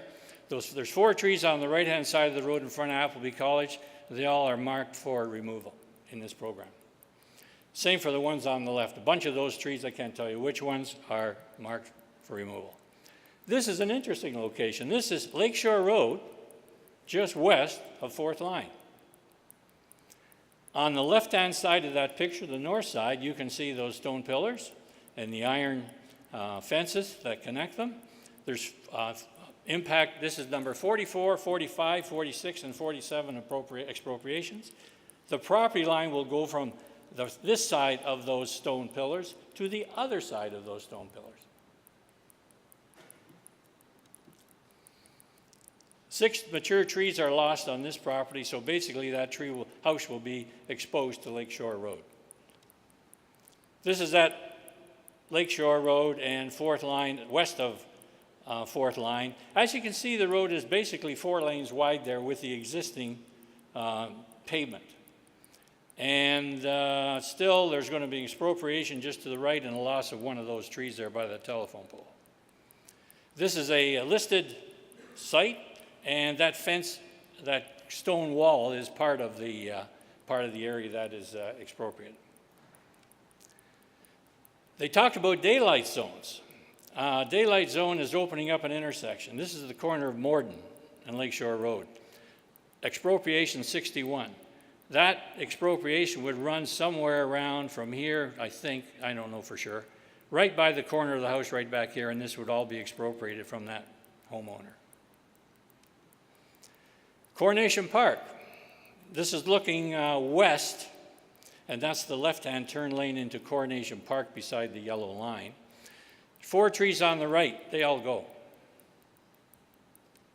Looking in the opposite direction, standing at approximately that spot, you see that, what I would call a real character tree. It sits on a bit of a mound. It's in front of the fencing where that outflow pipe, I think it's called, is being constructed. That tree will be destroyed. This project is estimated to cost, I'll just go through quickly, somewhere, depending on what you're looking at, 31, 35 million. That doesn't include the cost of relocations or property acquisitions. Doesn't include the cost of tree removal or tree replacement or median plantings. To say it would cost in excess of 40 million is probably being very conservative. Probably. This project runs through a long-established, stable neighborhood. The character of Lakeshore Road is part of what defines Oakville and its appeal. It is an Oakville treasure. With few exceptions, all these lands, from Third Line to Dorval, are special policy lands. They're designated as lands that should be protected for their unique character. Without reading all of this, there was an urban structure review in September 2017 that identified this road as a scenic corridor. Just reading at the bottom, scenic corridors are recognized for their scenic value and for their natural and cultural heritage features. These important features need to be maintained or restored since they add value and contribute to the town's character. And that is the scenic route that we're talking about that is being proposed to be urbanized. As we say, there's no need for a continuous turning lane. The traffic data doesn't support it. Sidewalks and asphalt walks already exist. How about we look at a way to incorporate those into a plan that will deliver what we need? You don't always have to have straight sidewalks running by straight curves running by straight roadways. They don't run that way now.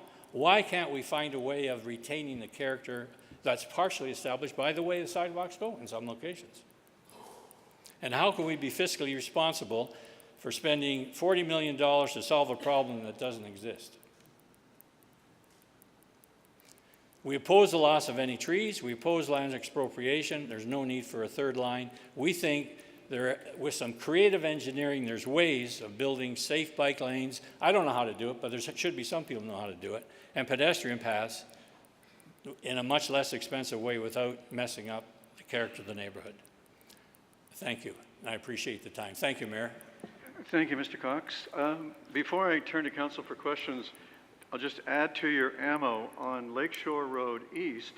There are at least 2 places that I know of where a heritage stone wall has been protected and the road prevented from, encroaching. So we're on solid precedent ground, I would think.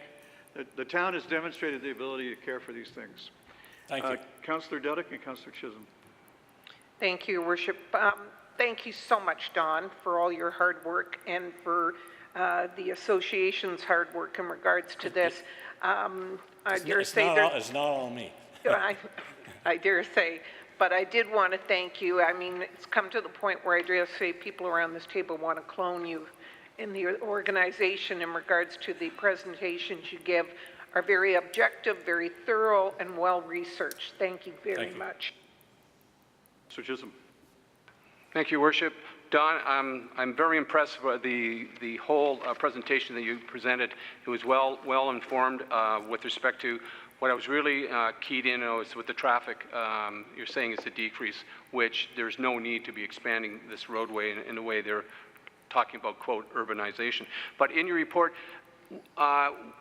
your thought on because of our weather patterns and so forth and the low-lying areas within Lakeshore, consideration of stormwater, are you in agreement with stormwater? Oh, yes, absolutely. Okay. One other thought I did mention here, it's just a thought, is perhaps in addition to that, in addition to those words that are in there now, it might be interesting to approach this on the basis of, is it possible to create what we want here without increasing the impervious layer in the corridor? As you may have noticed from some of those photographs, the impervious layer is very wide in some locations already. It goes well beyond the 2 lanes that are there or the 3 lanes where there's a left-hand turning lane. Is there some way that maybe being environmentally sensitive, we set out an objective to say, let's see if we can do this with no increase the impervious layer in the corridor, in the total corridor. And that means you increase it some areas, decrease other, but maybe you increase it by 5% or something. It's just as a way of approaching it from an environmental point of view. An idea. Thank you, Don. Thank you. Madam Clerk, next delegation. Next delegation is Francesca Rollo.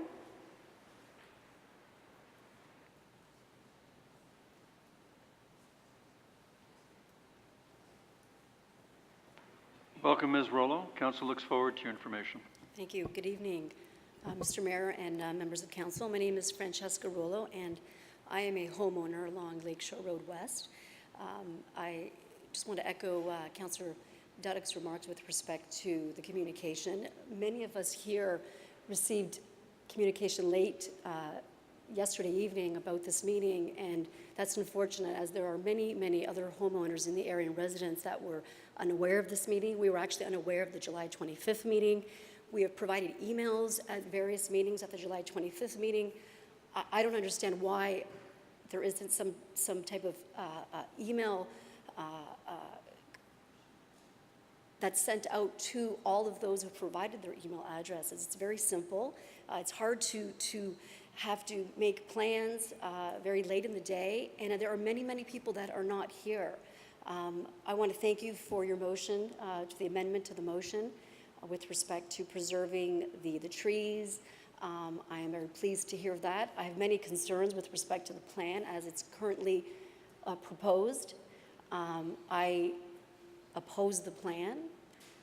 The plan is excessive, and many of the recommendations in that plan are completely unnecessary.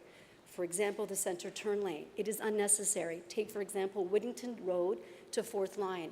There are only 3 driveways along that specific stretch of Lakeshore Road West, and they're all on the north side.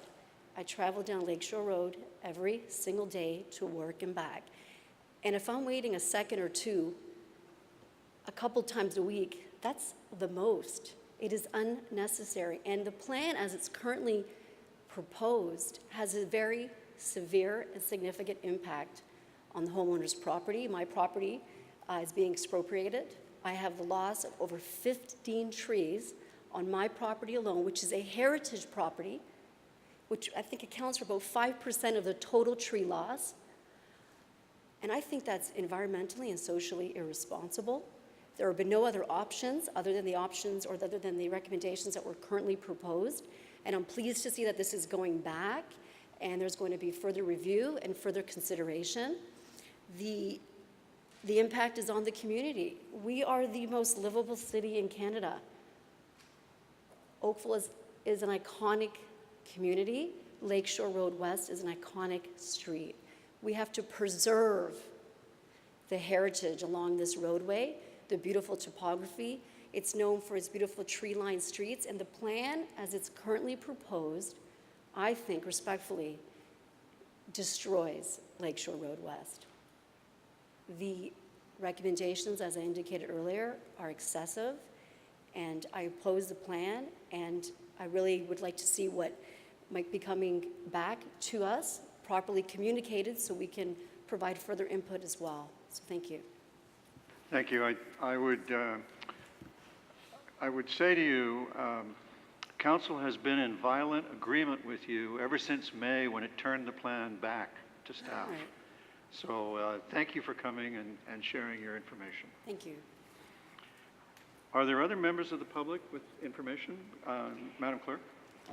Next delegation is Jason Covelio.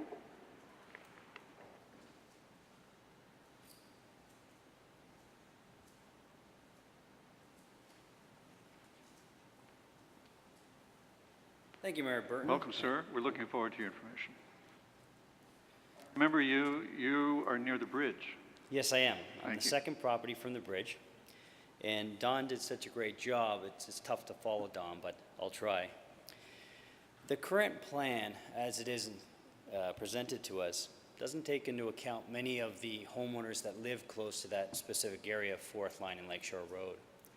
And the changes to McCraney Bridge, if the alignment of the bridge is not correct, then it goes through about 20 different trees out of the 300. So any change to the bridge in height or width, in terms of 3 lanes, would create a carving out of all of the 3 properties along that side. And I should have brought a picture because that would have explained it better. But it affects a heritage property. It affects a wall that's been designated. And it also affects a 110-year-old walnut tree, which I understand is protected. So the current plan, as you had mentioned, Mayor Burton, looking forward to different solutions. One of the solutions is to consider that specific area that protect the trees, the heritage homes, and the Appleby fence as well. And that adds to the corridor. Lakeshore is an experience to drive down. People like going from Niagara Falls right up to Toronto through Lakeshore. And we have to maintain that. This current plan is a plan that I would expect to be presented for a blank sheet like Milton. When you develop an area like Milton and you have farmland, you can create the most wonderful roadways that can handle traffic flow, increase of traffic flow. But Lakeshore, our intention is not to increase the traffic flow, is to keep it at the right flow, around 50, 60 kilometers. That center lane will destroy that. If you see through Burlington and the east part of Lakeshore, all my experiences is that if you have a center lane, everybody speeds, everybody passes cyclists, they pass everybody. It's dangerous. So my point today is if we can maintain that corridor from 4th Line through Appleby College, we'll slow down the traffic, we'll keep it safe, we'll find creative ways for drainage and cyclists and pedestrians, and we'll maintain the beauty along that stretch. Thank you. Thank you very much, sir. Madam Clerk, the next delegation. Next delegation is Kim Kirker.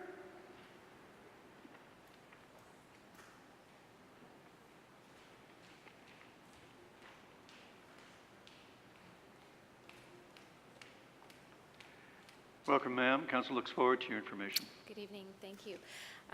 My main concerns are we live at the corner of Holyrood and Lakeshore, and we're across from the beautiful Catholic school there.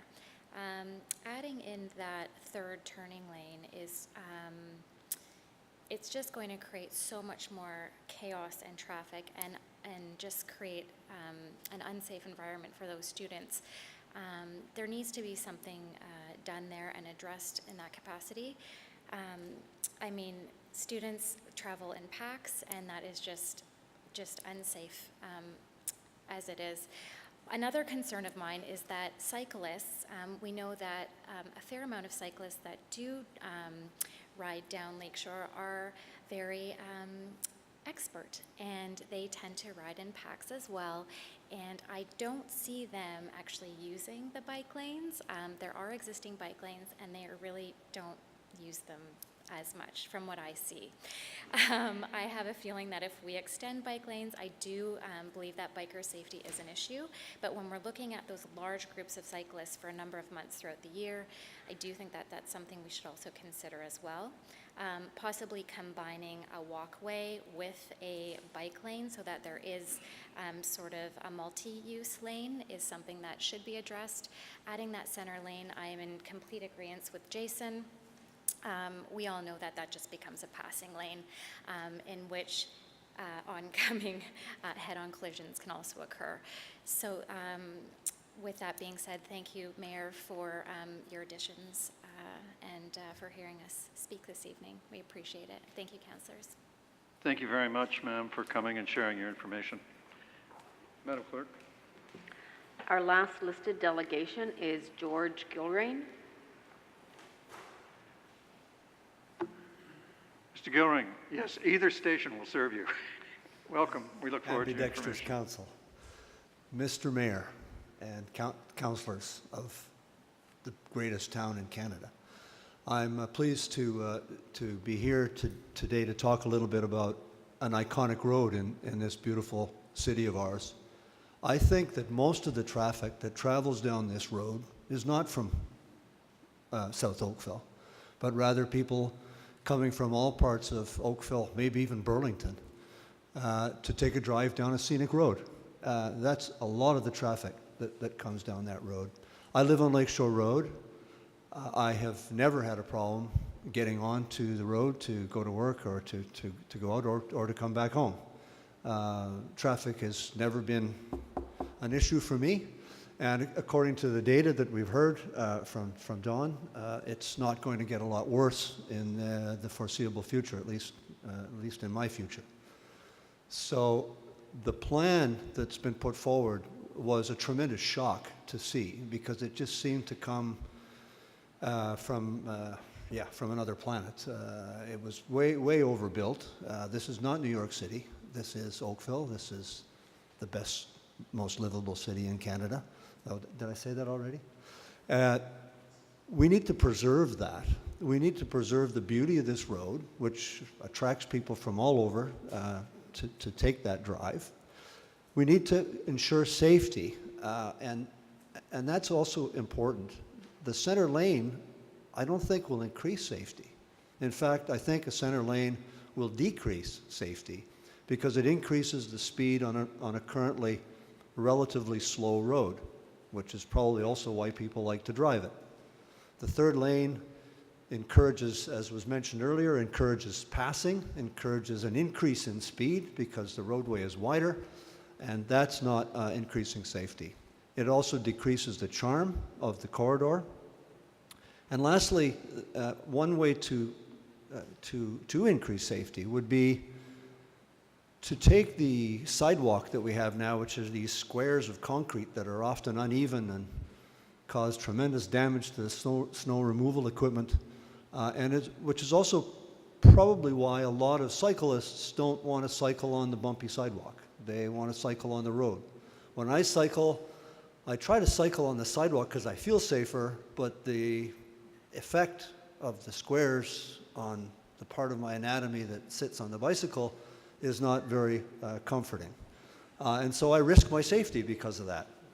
If we had a paved walkway that was maybe a little wider than a sidewalk and would allow my wife with her granddaughter in the stroller and a mad cyclist to pass each other, seems to be a much safer alternative to me, rather than building the New York City Thruway in South Oakville.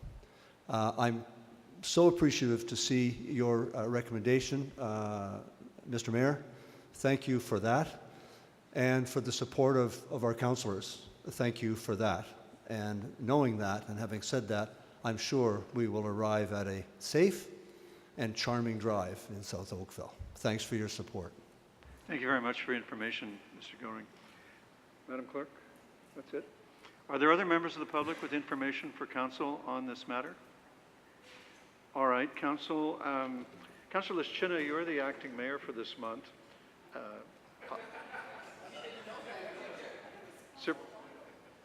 Well, the clerk advises me that it's you, and I would never dispute her judgment. So I offer to pass the chair to you so that I could move my motion. Thank you, Your Worship. The floor is yours. Thank you. Council, I would ask you to move the motion as it was displayed and might be again. I'm not sure. I think we all know what it says. Not up there. It's coming, I think. There you go. And inspired by Mr. Cox, I would add the following 4 words at the end, and I don't think we need to write it because I think they're easily remembered. So after the word side, and minimizing impervious surfaces. Is that all right? All right. Thank you very much. The people have spoken for me. I have no need to say more, and I hope for your support, and I ask for a recorded vote. Is there anyone else who'd like to speak? Councillor Dedek. Thank you very much. I want to thank everybody for coming out this evening and engaging in this process, especially given, for some of you, the late notice that you rearranged your personal timetables in order to be here. Very, very much appreciated. I'm convinced that we can address all the issues identified by staff through flexibility in our design, and that design will result in no loss of trees, no loss of private property through expropriation, and no continuous turning lane. I look forward to seeing that coming back.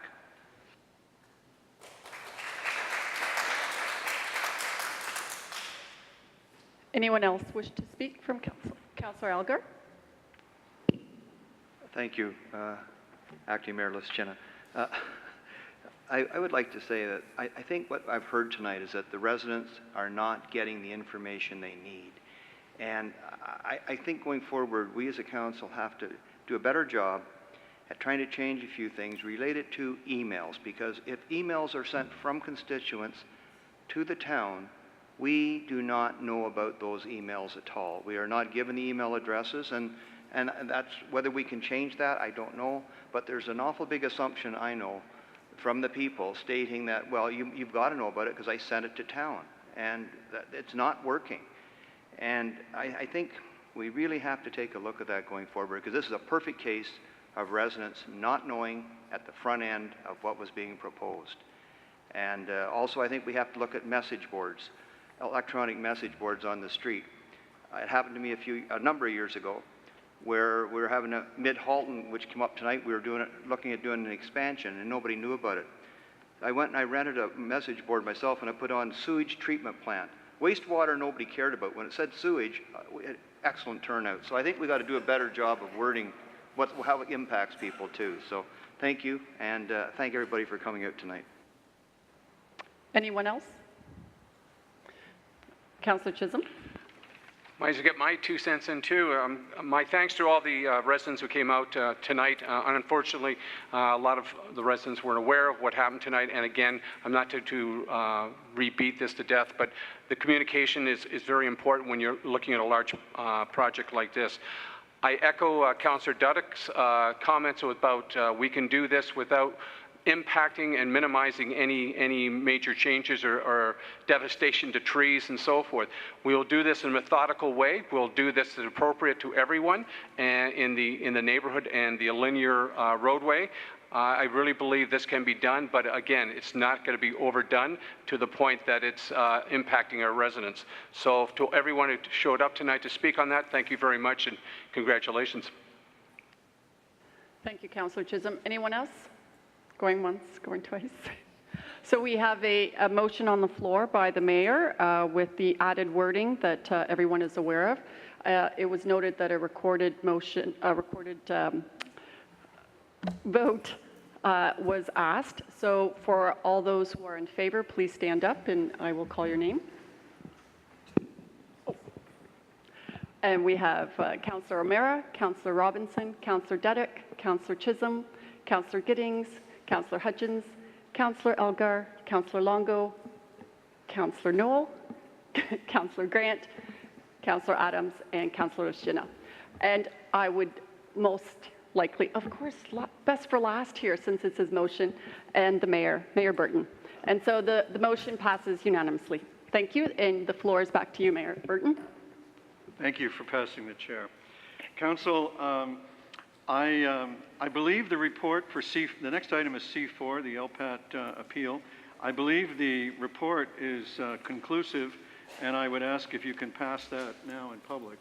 Councillor Elgar. Mayor Burton, I'm sorry to say, I do have questions regarding C4. That's a very important thing in my mind, so I would like to go in camera at the appropriate time. All right, so what I'll suggest is, I know we need to go in camera for C5, so I'm going to suggest that we move those down. And then now we turn to item 8, the Heritage Oakville Advisory Committee minutes. And we have a registered delegation from Mark Flowers on behalf of ClubLink Corporation and ClubLink Holdings. Welcome, Mr. Flowers. We look forward to your information about the minutes. Thank you, and good evening, Mr. Mayor and members of council. My name is Mark Flowers. I'm a lawyer with Davies Howe, and I represent ClubLink, the owner of the Glen Abbey Golf Club. I'm addressing both matters under this item, agenda item 8. There's the minutes of the July 24th meeting of the Heritage Oakville Advisory Committee, as well as a heritage permit application for 185 William Street. I'm making 3 requests of council this evening. First, I'd ask that you direct that the minutes of the meeting of July 24th be corrected to include reference to the submissions of Robert Byzantine of ClubLink, who appeared at that meeting. Second, I'm asking council to defer its consideration of the heritage permit application for 185 William Street and to direct staff to assess the application in light of the town's Cultural Heritage Landscape Conservation Plan bylaw 2018-019, which I'll refer to as the CHL bylaw. And third, I'm asking that council direct staff to review the heritage permit applications that have been considered since January 30th, 2018 to determine whether any approvals were granted in contravention of the CHL bylaw and report then back to the next council meeting in a public session regarding the results of that assessment. By way of background, on January 30th, 2018, despite objections from ClubLink, Town Council enacted the CHL bylaw. At the same meeting, and purportedly under the authority of that bylaw, council approved the town-initiated Cultural Heritage Landscape Conservation Plan for the Glen Abbey property. As council is aware, ClubLink subsequently filed an application with Superior Court seeking to quash the bylaw and 4 related bylaws, as well as council's resolution to approve the Glen Abbey Conservation Plan, and that application is being heard next month. In the meantime, ClubLink maintains that the town is neither implementing nor enforcing the CHL bylaw against any property in the town of Oakville other than the Glen Abbey property. Moreover, the town's failure to do so confirms ClubLink's position that this bylaw is discriminatory and that although the CHL bylaw is disguised as a townwide bylaw, it is in reality a bylaw targeted solely at ClubLink and the Glen Abbey property.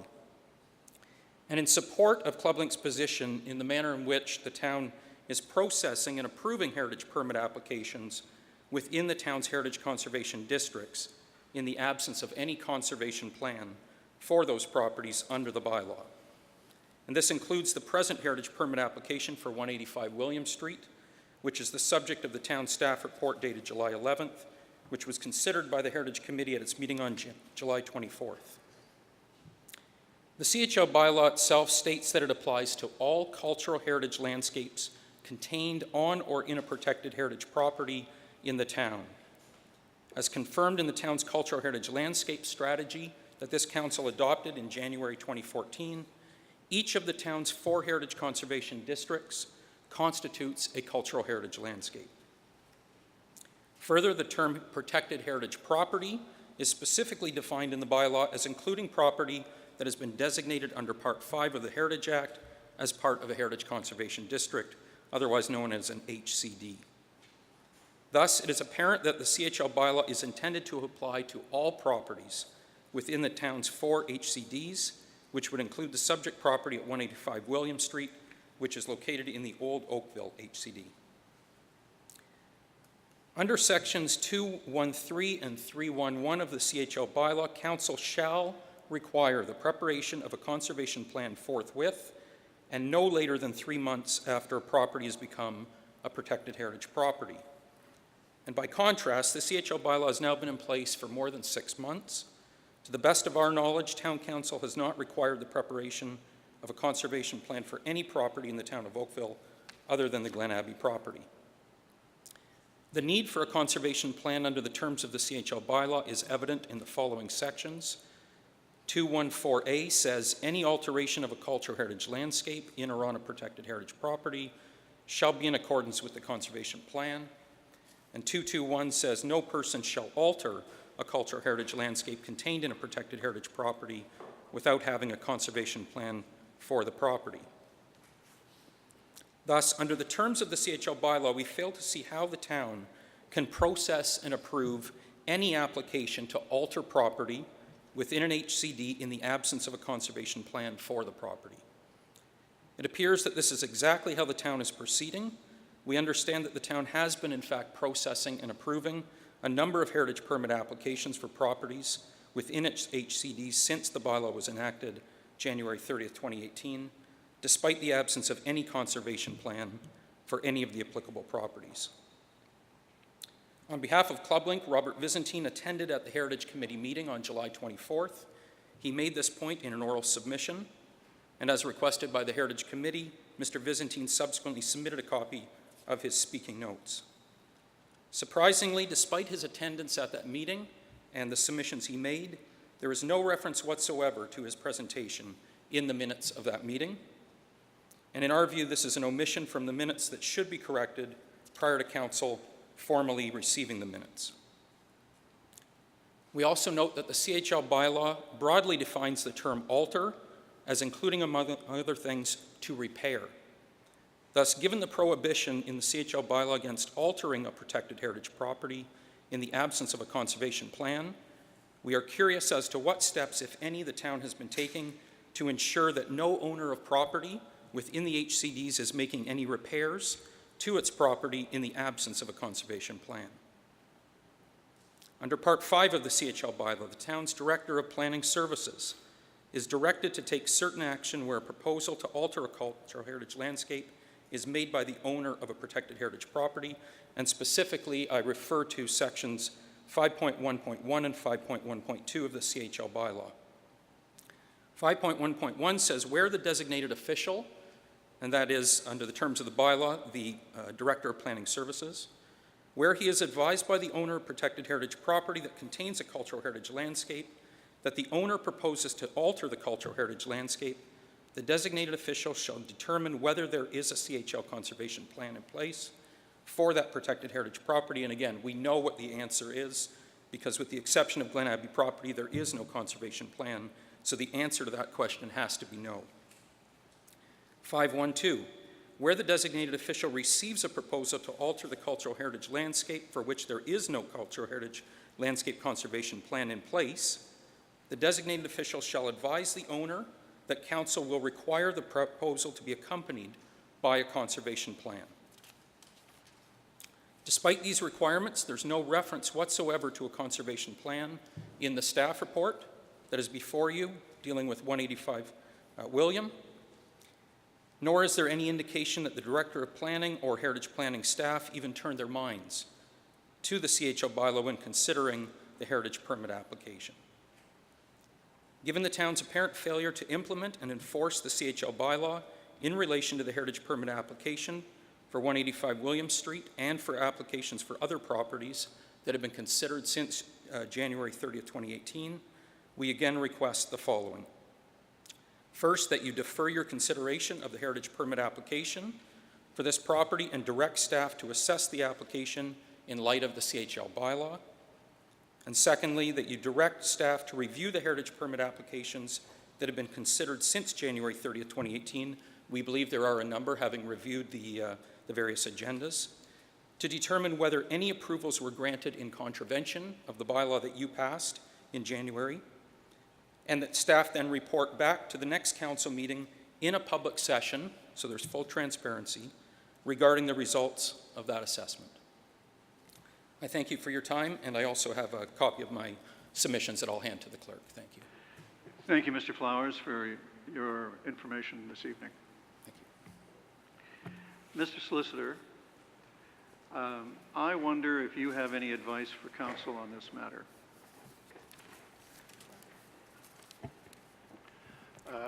Thank you, Mr. Mayor. I would simply assert that the staff takes a differing interpretation of the application of the cultural heritage landscape bylaw, and the interpretation of that bylaw is among the issues that will be before the court next month. Thank you. So what advice do you have for council?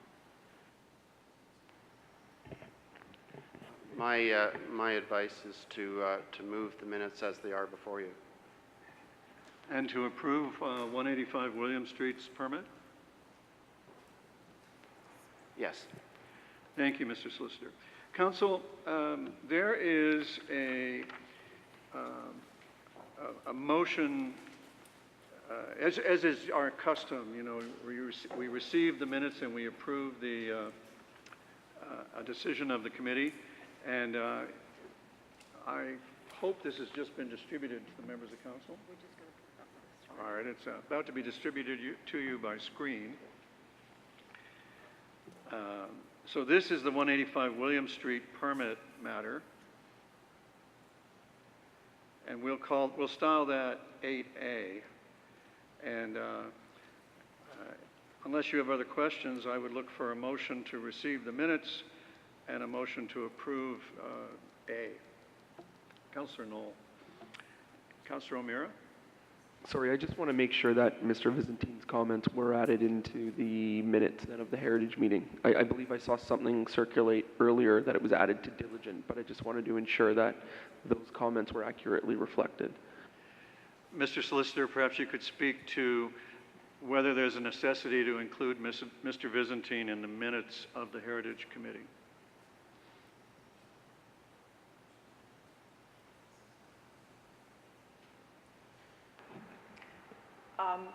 Through you, Mr. Mayor, the way in which we gather the minutes that are subject to the Heritage Conservation Bylaw have been traditionally the way we've done it, and it also is consistent with the Procedures Bylaw in terms of how we collect the minutes for the committee.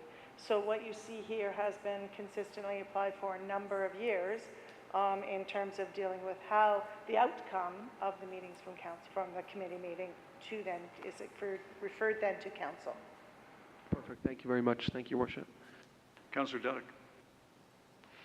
Thank you, through you, Worship. Just want to echo the Commissioner's comments. I have never recalled seeing any delegation cited in minutes, but rather just the motion that was put forward or recommended by committee. And that's all that was captured in the past, so I see no difference. Thank you. So it's moved by Councillor Knoll that the minutes be received and the permit be approved. If there's no other questions, may I put the vote? All those in favor? Opposed, if any? And thank you, Councillor Knoll. So now we have two confidential items that require us to meet in a session closed to the public, and we need a motion to do that for the purpose of receiving advice subject to solicitor-client privilege as outlined in our procedure bylaw and the Municipal Act. Councillor Lischina, thank you for that motion. All those in favor? And just to be clear, that's for both C4 and C5. And we will now leave this chamber and we will go to the council boardroom. And council, you'll bring your papers and we will resume as quickly as we can. We still have a couple of public matters left to do.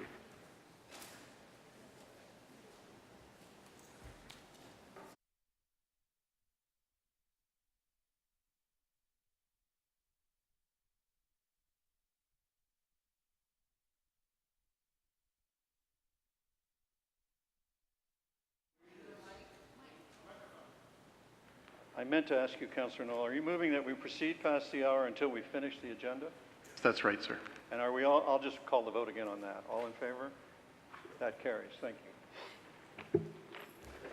All right, so now, Council has met in a session closed to the public for the purpose of receiving advice subject to solicitor-client privilege, which is permitted under the Municipal Act and our code of our procedural bylaw. And Council gave the following direction to staff, that staff be directed to proceed in the hearing in accordance with the report from the legal department dated July 16th in the matter of the Dunbar Development's LPAT appeal. And on C5, Council gave direction to staff on the matter. And we dealt with item 8. Did we? Oh, yeah. Yes, we did that one. All right, so now we need a motion to rise and report. Councillor O'Meara, thank you. All in favor? That's carried.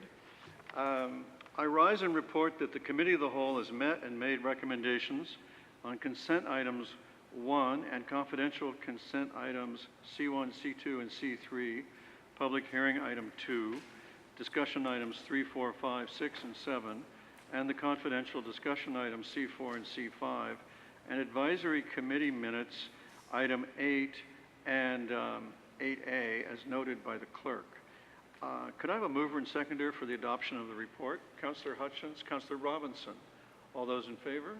The report is adopted. Thank you. Now, Council, we have some new business. And in order to do that, we need a mover and seconder for a motion to waive procedure. It's in your agenda, I believe. Let me read it to you.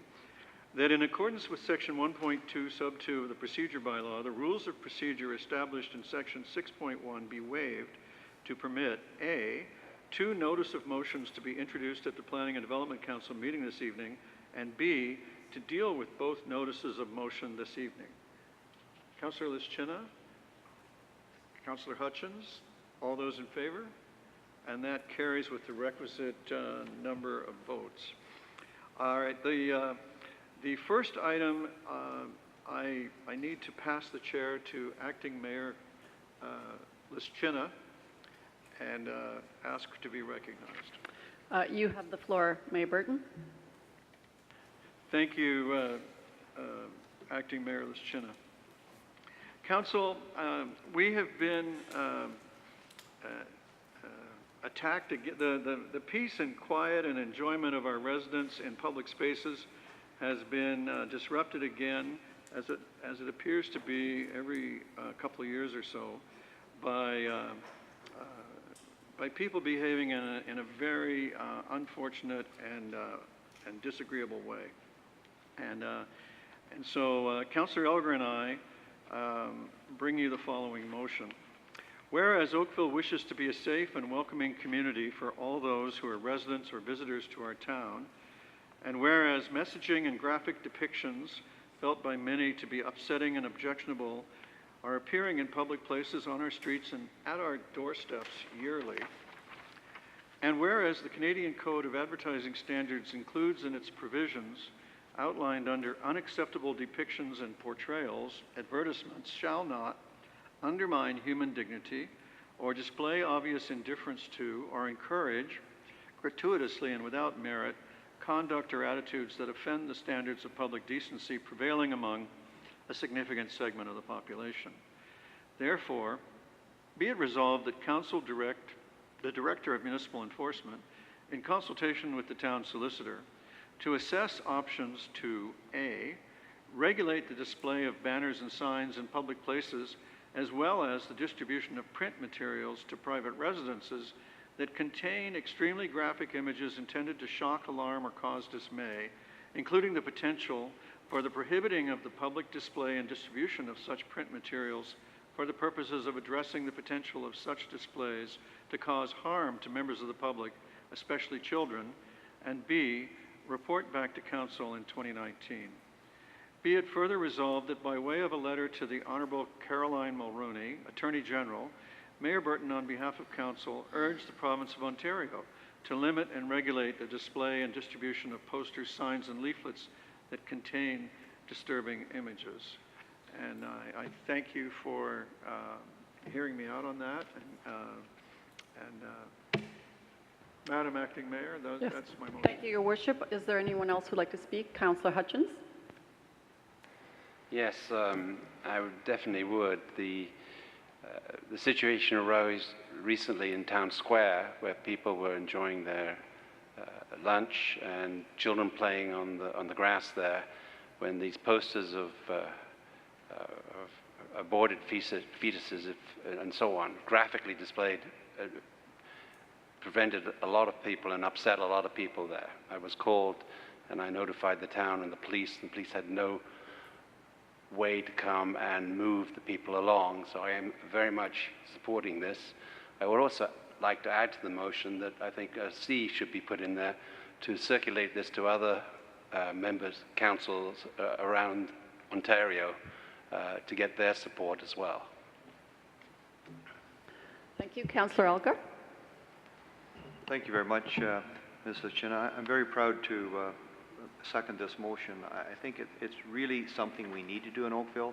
It's upsetting an awful lot of people. I know children for sure, but parents of the children, and also parents themselves, where they've had issues having children. So I'm really glad we're doing this, and I hope we can get a movement. And I'm sure that as the mover of the motion, Mayor Burton would add in that it be distributed to all councils in Ontario, I would think. We should do that.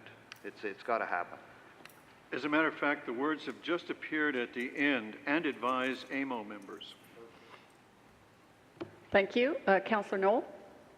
Thank you very much, Councillor. I want to, first of all, thank Councillor Burton, I just demoted you, I apologize, Mayor Burton and Councillor Elgar for this motion. I only wish I had done it earlier myself. It's very timely, and I've got to tell you that my experience with this has been horrific. I have, like all of you, heard from constituents.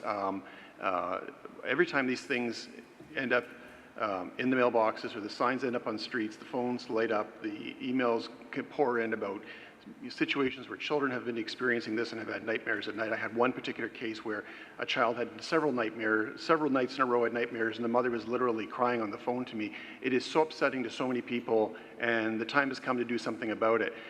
Your Worship, the reason I wanted to speak today was not to say that, but it was to ask that there is another potential avenue on this. I'm not sure if you're interested in pursuing it, but in addition to writing to the province, I was going to ask if you'd consider the possibility of writing to the Minister of Justice for Canada to consider amendments to 163 sub 8 of the Criminal Code in the definition of obscene publication.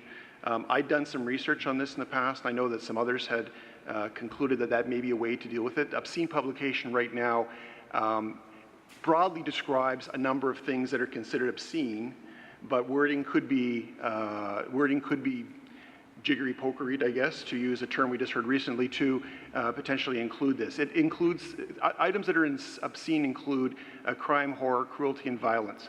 So I would imagine, and I know that others have gone before me on this particular topic in other municipalities, that potentially could be an avenue for dealing with this as well. It's a great idea. I've already done it. Okay. Because the last time this came up, our avenue of attack was the federal government. But why not again? Please, yes. So that's in there now, too. Thank you. Thank you. Anyone else speak to the notice of motion? So that is, no one else? It's on, sorry? So Councillor Hutchins is asking for a recorded vote. So the notice of motion is on the floor, and I will call the question. Those in favor, please stand up. Oh, sorry, no, the motion. We have Councillor O'Meara, Councillor Robinson, Councillor Dedek, Councillor Chisholm, Councillor Giddings, Councillor Hutchins, Mayor Burton, Councillor Elgar, Councillor Longo, Councillor Knoll, Councillor Grant, Councillor Adams, and Councillor Lichtina. And the motion passes unanimously. Back to you, Mayor Burton. Thank you, Acting Mayor. Council, the next item before us is the zoning bylaw relief motion for property owners at 2286, 2296, and 2298 Sovereign Street and 124, 126, and 128 East Street, moved by Councillor O'Meara, seconded by Councillor Robinson. Councillor O'Meara, would you like to speak to your motion? I would. Thank you, Your Worship. We at Council here approved 19 townhouses at this corner a while back, and since then they came in to do their site plan and noticed that the applicant themselves made an internal error in drafting the zoning bylaws. It has to do with percentage of setback along Sovereign Street. I won't get into the weeds too much here, but in order to go back and build what we as a council had approved, they would have to wait the 2 years in order to go to a committee of adjustment to make those minor changes in our zoning bylaw, or else they would have to come before council and begin the whole process over again.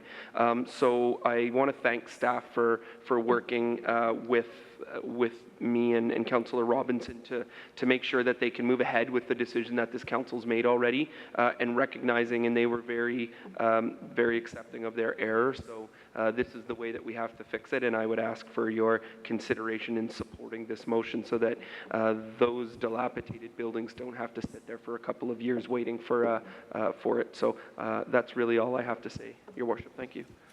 Thank you, Councillor O'Meara. Councillor Robinson, would you like to speak? Thank you. Council, may I put the vote? All those in favor? Opposed, if any? And that carries, councillors. We now need, I would ask for a motion by Councillor Robinson, seconded perhaps by Councillor Grant, with your permission, for the consideration and reading of the bylaws. Is that? Thank you. So this would be to pass the bylaws as printed in your agenda, including 2018-107 as revised. May I put the vote? All in favor? Opposed, if any? The bylaws are adopted as noted. That completes the work of our agenda this evening. It's been great working with you. I want to thank you for your time and attention. I think we made some really good decisions tonight, and we're adjourned.